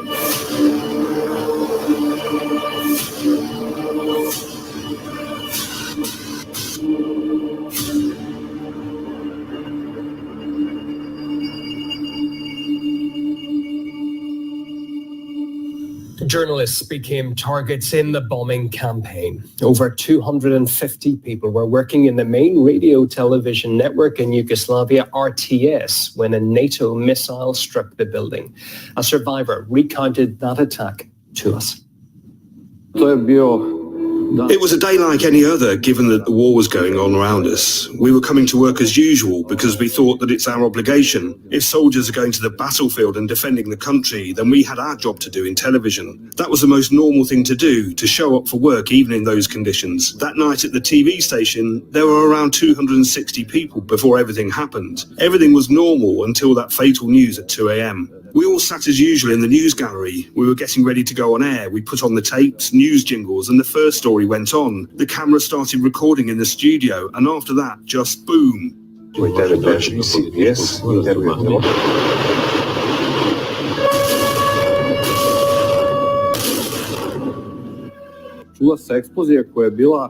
We heard a loud explosion, and after that we couldn't hear anything. We flew up, and after that there was just darkness, total darkness. One of our producers started to panic and wanted to get out of there, but the doors were broken and we couldn't get out. Then my colleagues and I calmed her down and tried to move the door, and we managed to break out. Then for the first time, I realized what had happened. I could turn my head and see the whole city, just dark around the whole city, and it was very shocking. We pulled ourselves together and started to call out for our colleagues. Two of them were in the room where the wall was completely blown apart. Then we decided that we wouldn't go out, but we will try and see if there's anybody injured on the other floors and how we can help them. We didn't think bombs could fall again. The people were more important to us. We went downstairs and realized that we couldn't move any further from the walls that were blown up.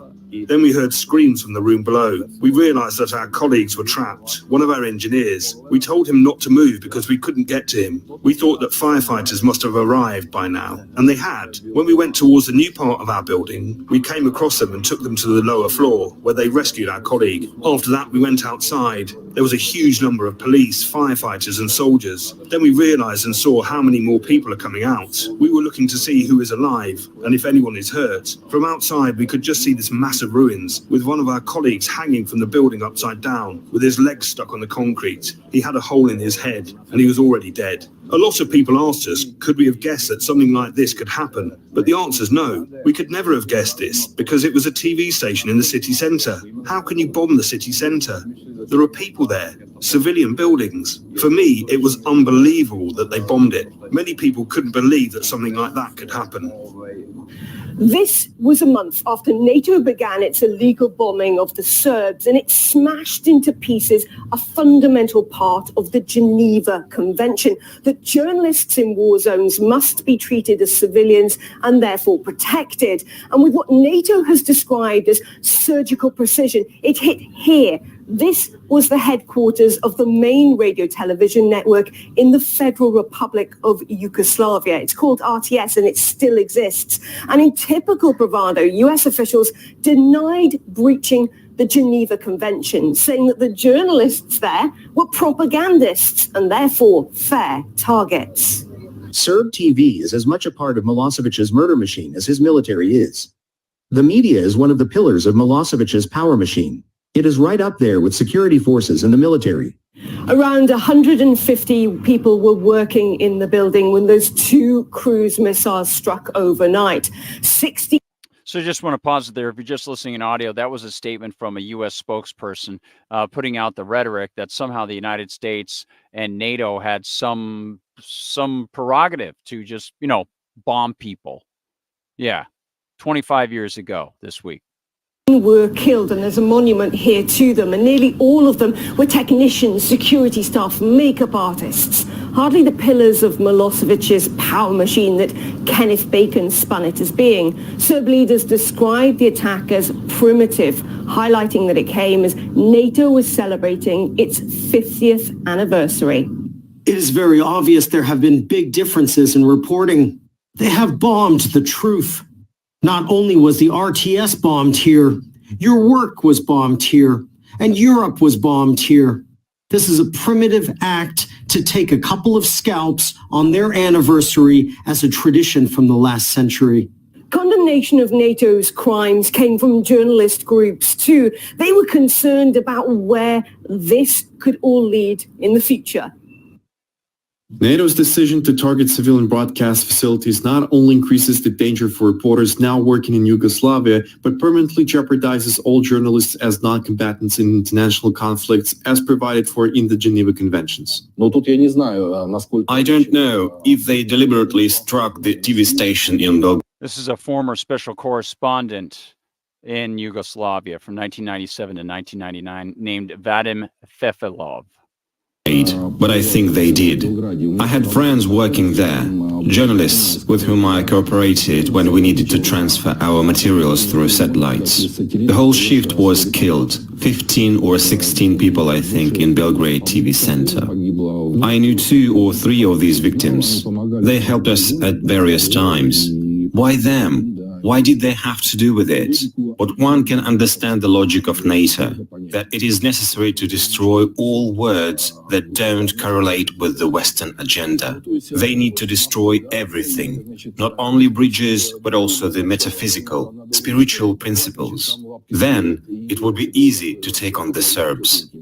That marked the start of a very slippery slope, with more high-profile incidents of media offices being targeted. And it all started here with the perverse bombing of this TV station and NATO's attempts to control the narrative. Charlotte Dubinsky in Belgrade, Serbia, for RT. The events of a quarter of a century ago in Serbia's capital then. Thank you. Great job by RT there, by everybody involved from what I've been able to assess. And it's pretty ridiculous, the Western internationalists and what they have been doing in the world for so long. I mean, just unbelievably long. And so I want to turn to round things off tonight to remind people that the Jewish state of Israel, the Zionist state, did not just start in 1947. It started because of Western internationalists connected to the British Crown and some other deeper, more esoteric groups and occultic groups going back to the 1800s and even further back if you want to look at the Hermetic believers and the Gnostics and so on. And These people, very connected with the British Empire. And at the tail end of the British Empire, their final push for another colony, as they pulled back on many of their colonies, was laid out in creating the state of Israel. But, of course, it wasn't just 1947. The influence 25 years ago of the Westerners bombing, thanks to Bill Clinton, the war criminal, the overthrow of Libya, because, of course, Gaddafi was going to start a gold-based African currency. And you can look inside the WikiLeaks emails of Hillary Clinton's emails, the files there, to see what she thought about that. She was all in favor of it. The French were in favor of it. And much, much more, including the overthrow of Ukraine. And yes, the continued slaughter of Palestinians from 1947 on, and yet it goes back. And I'm not even going back to the 1860s. To round off the show, here's a little something that is pretty darn good. Check it out. Monday, January 6th, 1902. Plan of colonizing Palestine with Jews. Zionists discuss problem in big Chicago meeting. Sorry. Sunday, July 1st, 1906. Jews favor Palestine. American Zionist Convention will urge colonization there. Among the delegates, there is a marked feeling in favor of an immediate invasion of Palestine through practical work in fostering the Jewish colonies already existing in the Holy Land and encouraging the starting of new colonies. Wednesday, September 10th, 1913. Would colonize Palestine. Dr. Rokfin at Zionist Congress advocates organized effort. Tuesday, July 20th, 1920. Would nationalize all Palestine land. Zionist Conference adopts proposal to declare it property of Jewish people. Sunday, April 29th, 1928. Zionist colony work expands in Palestine. May 15th, 1948. Zionists proclaim new state of Israel. And then this happens. 330,000 Arab refugees repositioned, so to speak. But note, Israel is not a settler colonial state. Absolutely not. How could anyone ever dare make such accusations? Well stated. And to round things off, to close things off tonight, I want to get your thoughts as well before I switch out. I'm going to have to switch out of YouTube because I've got some Jabberwocky information that I want to supply to you. But I want to offer you the opportunity, if you want to lay down some comments or anything like that, feel free to do so. Brian D. McCartney says, these devils will only pay on Judgment Day. They will sanction you for anti-Semitism. Yes. Stinkin' Blinken, says Brian Deb. And Carlos Rex, thanks for being there. Appreciate that. And good to see you there. And no apologies necessary. Birdhouse Blues says, Yugoslavia is beautiful, especially on the Mediterranean side, where all of Europeans vacation. Yes. Oh, I've seen pictures and video. It just looks so nice. And Birdhouse says, my father's family was from Dubrovnik. Wow. Just Google Croatia and click on images. Breathtaking. I know just one Croatian, says Freegan, guitarist in a hardcore band in Victoria. Interesting.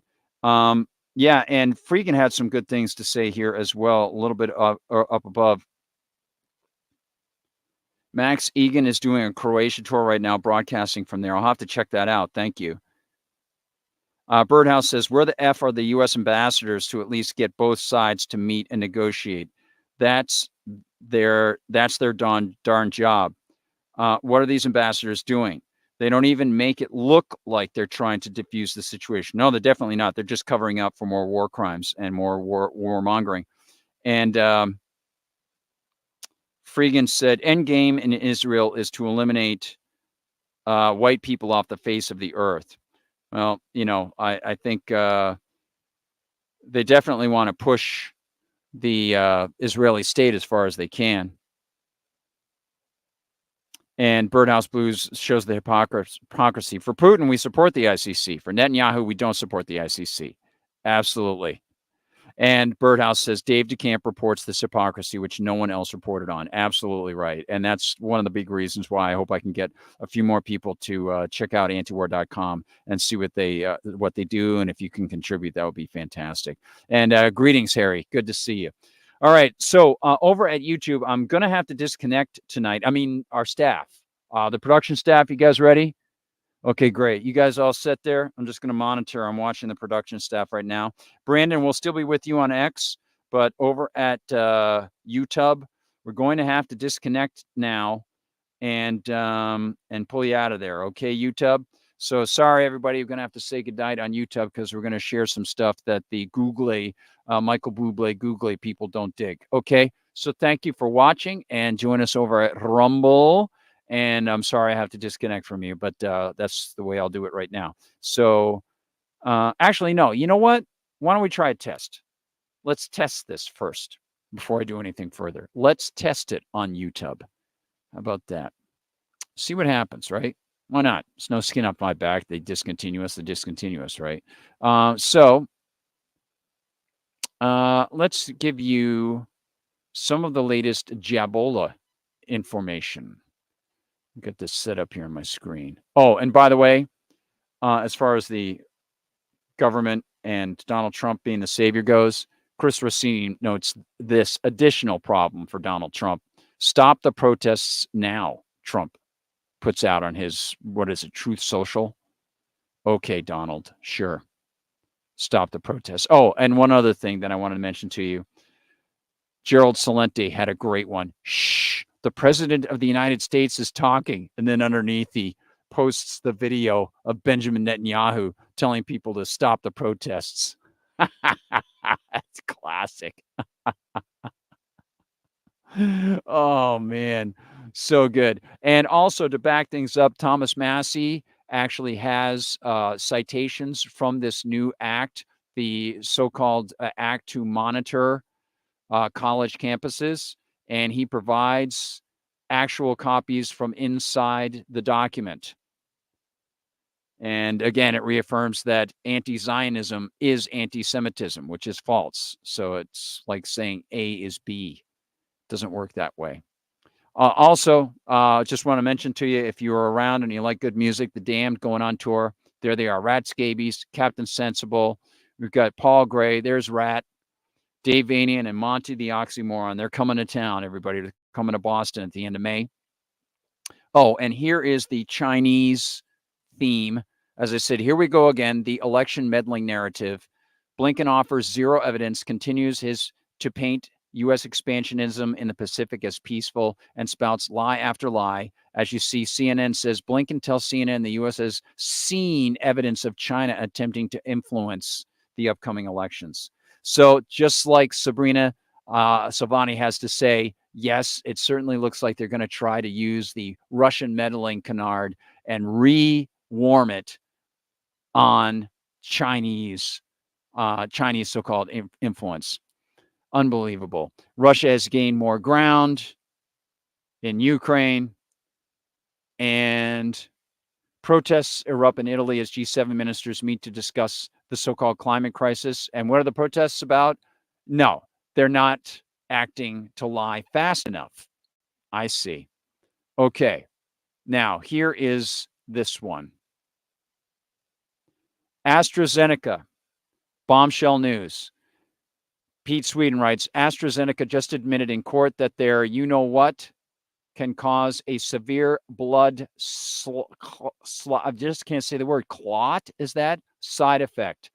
This is absolutely huge news. They are now being sued in a class action lawsuit from victims that had suffered after being lied to by the experts about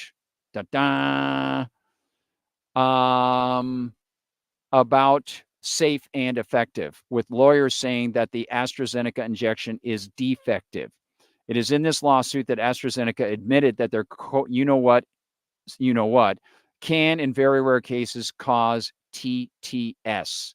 There we have it. The truth is finally beginning to come out after all these years. What is TTS? It is short for thrombosis with thrombocytopenia syndrome. Those are very long and fancy words, but essentially what it means is that a person gets both blood clots and low blood platelet counts, meaning that people can get both. The consequences. This admission from the pharmaceutical company means that victims could get a massive legal payout. The first lawsuit was started by Jamie Scott, a father of two who was left with a permanent brain injury after getting the AZ Ebola. Quote, "We need an apology, fair compensation for our family and other families who have been afflicted. We have the truth on our side and we are not going to give up," said Kate Scott, the wife of the victim. In total, 51 cases have now been lodged in Britain, and victims and relatives are seeking damages worth 100 billion pounds, 100 million pounds. But the government has promised to pay for the pharmaceutical giants' legal bills. So if they lose, the government will step in and pay using taxpayer money, of course. This is because an indemnity deal that AstraZeneca made with the government during Cowabunga 19. Meanwhile, just days ago, AstraZeneca reported revenue of over 10 billion pounds in the first quarter of 2024. Big Pharma is making big profit. In fact, this TTS is nothing new. In Italy, several doctors and medical staff were under investigation by the public prosecutor after an 18-year-old girl died after getting the AZ Ebola. And the European Medicines Agency said already in April 2021 that blood clots combined with low blood platelets should be listed as a very rare side effect in the Astra injection. So this has been known for a long time. The question is, why aren't people more informed about this? As far as I can remember, the mainstream media has not done a very good job of informing people of these side effects. The narrative was always that it was safe and effective, yet they knew they were not. Please share this everywhere. One more thing. Please consider becoming a paid subscriber to support his work. So you can check him out, and he is doing pretty good work. Peter Sweden. 7 on X. And there is more about the jabs and about manipulated foods. So just going to give this to you, as the B-52s would say.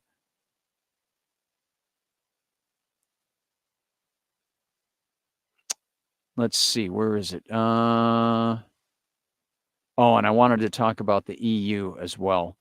And propaganda on TikTok, political propaganda on TikTok, OnlyFans as well. The federal government, they are claiming, was paying some OnlyFans creators, otherwise known as either soft or hardcore porn makers, to talk positive about the U.S. government. So here's another one about AstraZeneca. AstraZeneca from Wide Awake Media. AstraZeneca has admitted for the first time in court documents that it's, can cause blood clots. Let's check it out. Here we go. Say that I remain confident. This is news, YouTube news. The other element I want to talk about today is there's been a lot of news around the AstraZeneca vaccine. This is Australia. In this situation, I can absolutely say that I remain confident in the AstraZeneca vaccine, that it's safe, and that there is, at this point, no evidence that it causes blood clots. No evidence that it causes blood clots. The TGA itself is closely monitoring the situation, and they have put a statement out today essentially saying the same thing, that whilst they are aware of the situation and have been in close contact with European authorities, at this point they do not see any link between the AstraZeneca vaccine and this blood clot issue. That is what has been reported from the court documents, that there is a link. That's why it's made the news. It's just amazing. This is from the Australian Department of Health. Amazing. So, of course, we will continue to monitor that situation. But here in Australia, myself, the TGA, the Atagi group are all in unanimous agreement that there is nothing, no link between. If you're just listening, that's an explosion sound with the word misinformation being scrolled across or pumped across the guy's face. AstraZeneca and the blood clots. Internationally, the World Health Organization came out overnight and said the same thing. Okay, now we've got some more information coming out about the World Health Organization, thanks to the good people at Redacted.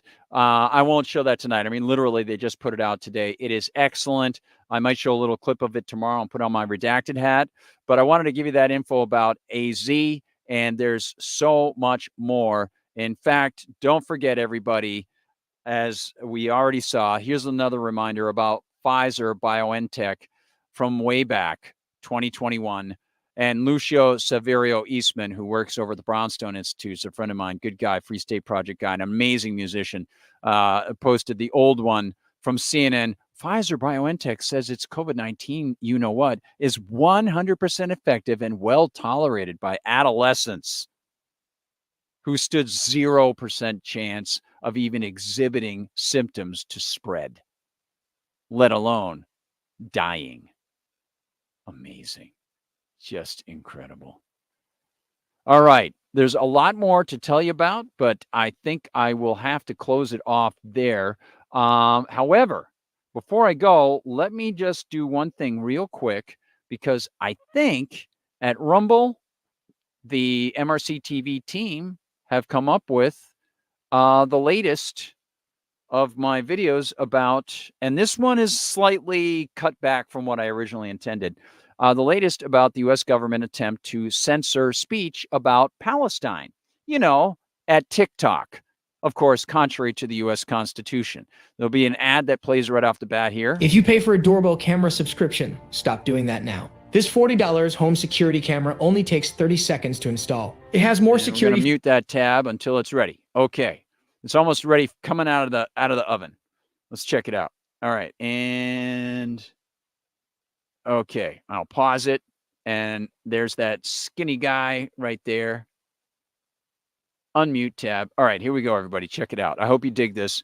Now, this is a fairly short one. It's only 6 minutes and 40 seconds long. And had a conversation with Eric Shiner. They had to cut it back yesterday. We were on the phone for a while talking about it. But I will publish the full piece at my Substack probably tomorrow. So you can see all of the TikTok stuff, because I put a lot more in there in the article. And this video is based on the shorter version of the article for MRC TV. So here we go. Joe Biden, Wednesday, April 24th, signed the so-called TikTok ban, a statute that will allow the federal government to prohibit the Chinese parent company ByteDance from offering for sale, download, or use the popular social media video information platform. Of course, the prohibition will be instituted after the 2024 election, and the Biden campaign is going to keep using TikTok right to the exciting, absolutely unquestionable November vote. No hypocrisy exhibited. Everybody just move along. Or maybe let's take a closer look. Hi, everyone. I'm Gardner Goldsmith for MRC TV. Those DC politicians and their utter contempt for the U.S. Constitution. As one of their reasonings, so-called, for pushing the ban of TikTok in the United States, U.S. legislators in D.C. said that they're concerned that TikTok will give data to the Chinese government if asked. Boy, yeah, I know what you're thinking. It sure is good that the U.S. government doesn't engage in that kind of activity with, say, banking institutions that it so-called regulates. That, the U.S. government doesn't go after gun buyers and other innocent people. It's a good thing the U.S. Treasury's Financial Crimes Enforcement Network, FinCEN, and the FBI didn't say, get information from Bank of America, Chase, U.S. Bank, Wells Fargo, and Citibank on, people who bought Bibles. That would be really bad, huh?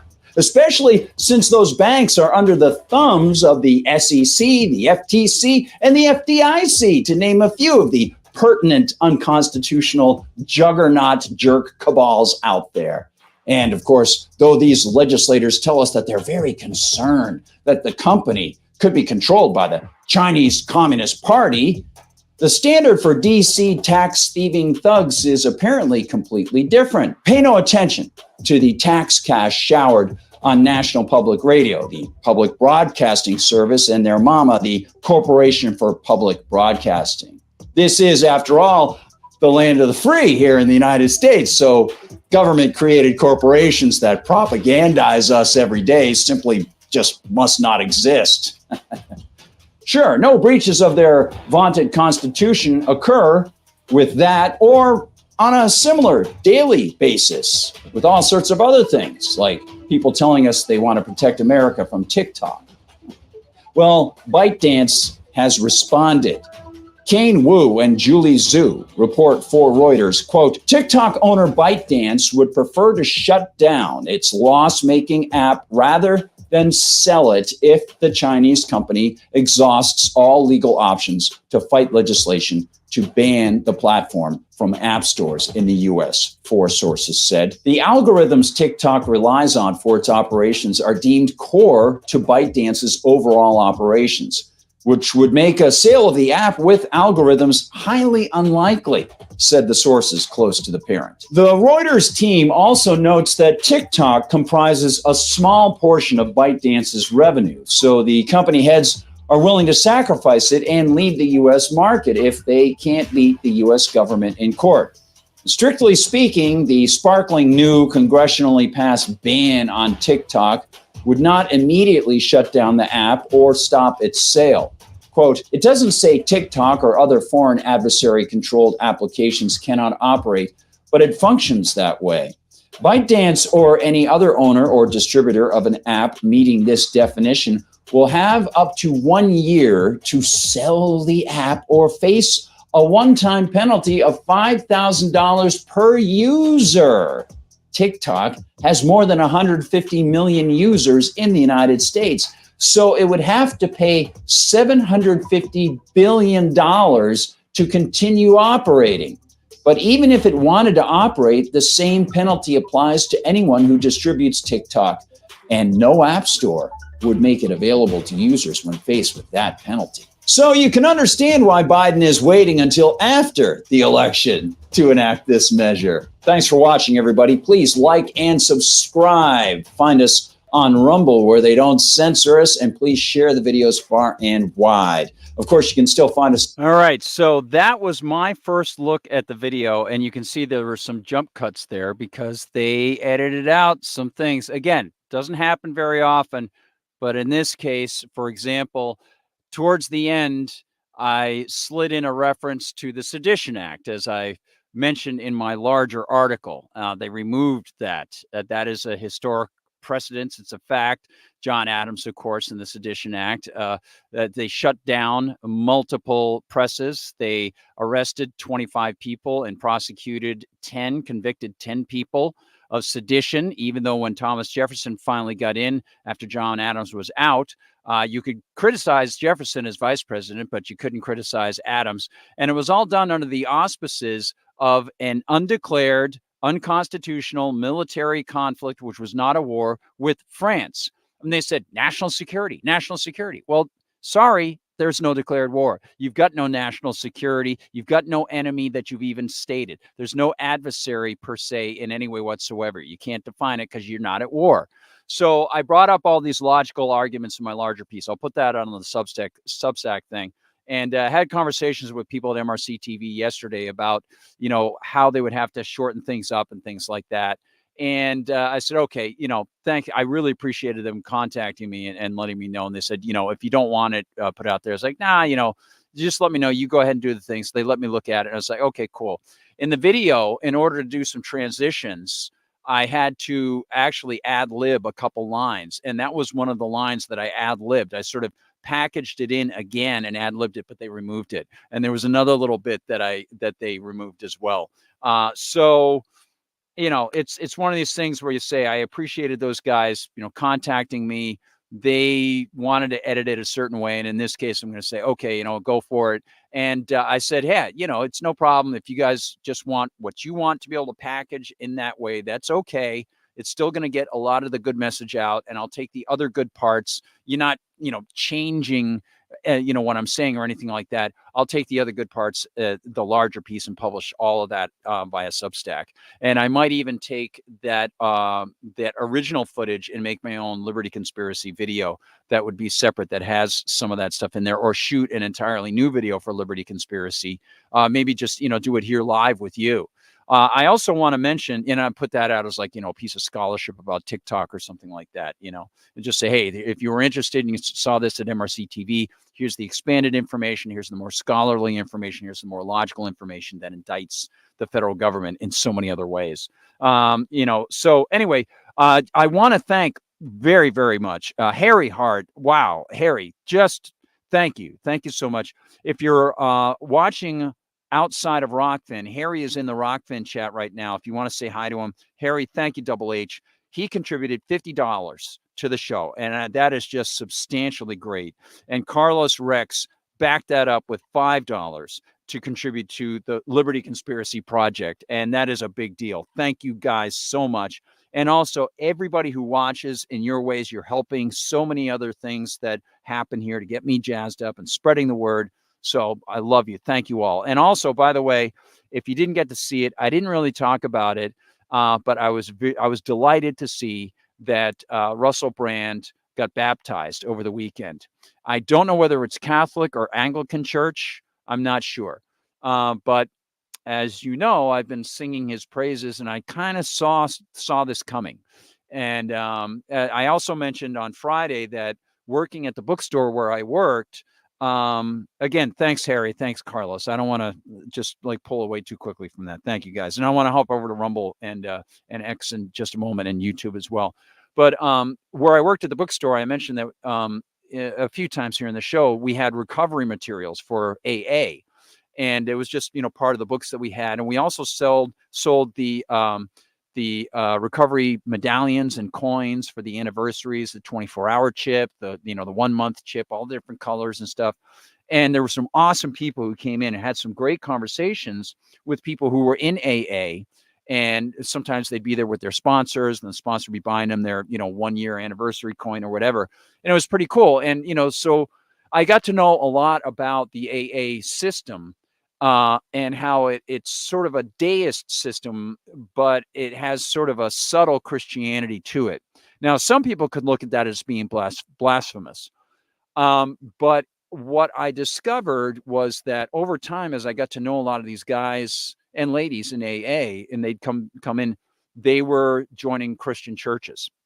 And so I think, for a lot of people they have that vacancy in their lives, especially if you come from the sort of Christian Western tradition, having that introduction that, yes, the natural world can't come from the natural world. It has to, by definition, come from something supernatural.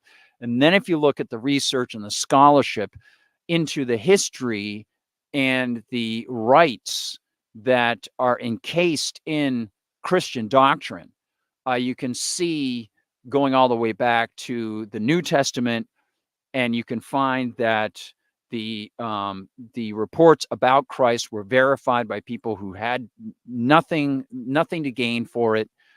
You can see how many of the people tried to continue the traditions of the church for a long time in the Catholic Church. Then there was the schism. So you get the Catholic and the Orthodox Church. It does seem like the Orthodox Church, especially now after Vatican II, is much more closely aligned with and still has person-to-person ties going back in a ladder to the original disciples, the apostles. But it is very interesting and really heartwarming to see the personal journey that, it sort of plays off of your own satisfaction to see somebody else doing well. And again, getting away from that Hollywood thing and, starting something that means so much more to him.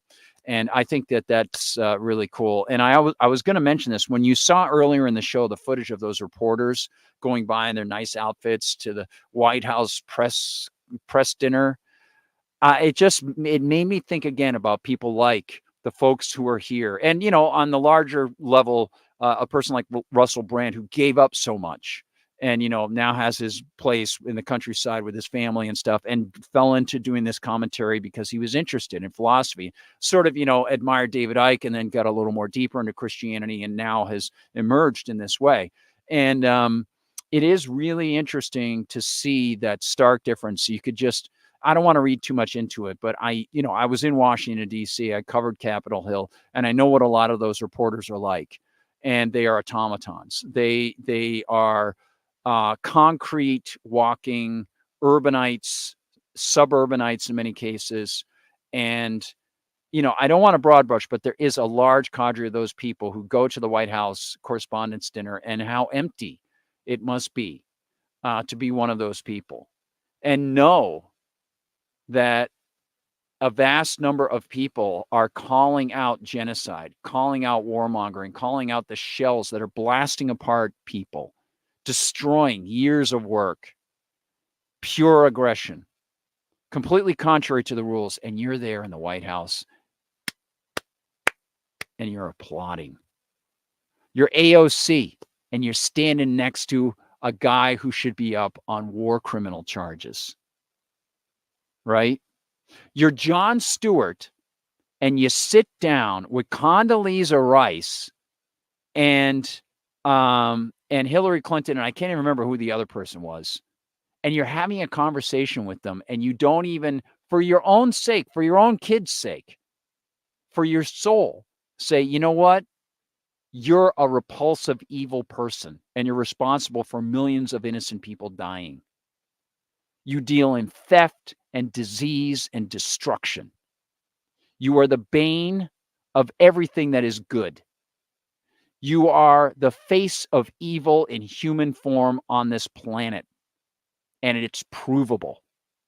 Your soul is at risk. Do something. I'm having nothing to do with you. Goodbye. And it would be really cool because in so many ways, people make those choices to disconnect. As Gary Newman would say, I disconnect from you. That sort of thing. They disconnect. We make our choices. We get away from, maybe we were hanging out with kids who started doing bad things, shoplifting or whatever when we were younger, or they were picking on somebody. And you say, no, that's not right. Sometimes you disconnect. Sometimes you stand strong and you say, stop it, right? That sort of thing.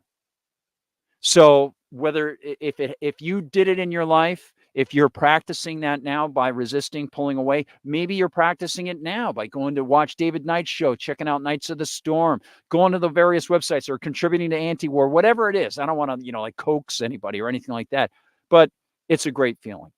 And so I want to thank you all. I want to salute you, and you carry on a tradition that, maybe your parents started for you or their grandparents or whatever. There is a family tie for so many people going back to your ancestors. Keep it up. Never forget. As my father said, never give up. So just figured I'd say that. Thanks everybody for hanging out. And thanks also for, not being so broken up about the little technical thing. I've got to take a couple steps to, again, load more stuff off, and I'm going to contact the guy and see how quickly you might be able to get a new CPU in and see how much it costs. So I might have to do it in stages. I might not have to get a new CPU if I can do this trick that I want to do. So we'll see how it is. And again, Harps, if you're watching after the fact, thank you, brother. From above to down under. Thanks a lot. Everybody have a great night. I'm going to go make some dinner, and I hope you have a fantastic start of the day tomorrow. I am going to be enjoying more MRC TV work while I get to check out David Knight's show. So I always go in and out of the chat. I'm like, I have to go type for MRC TV, but I'm always listening. So thanks, everybody. Have a great evening. God love you. You're just fantastic, folks. And I'm going to give you our outro. Our first outro. Here it is. Again, thank you for contributing. We'll do a lot more. I'm going to do a giveaway this week as well. It's either going to be a book or it'll be one of the DVDs I have of some Corbett Report stuff that I purchased so I could give away. So rock on. Have a great night. Peace. Take care.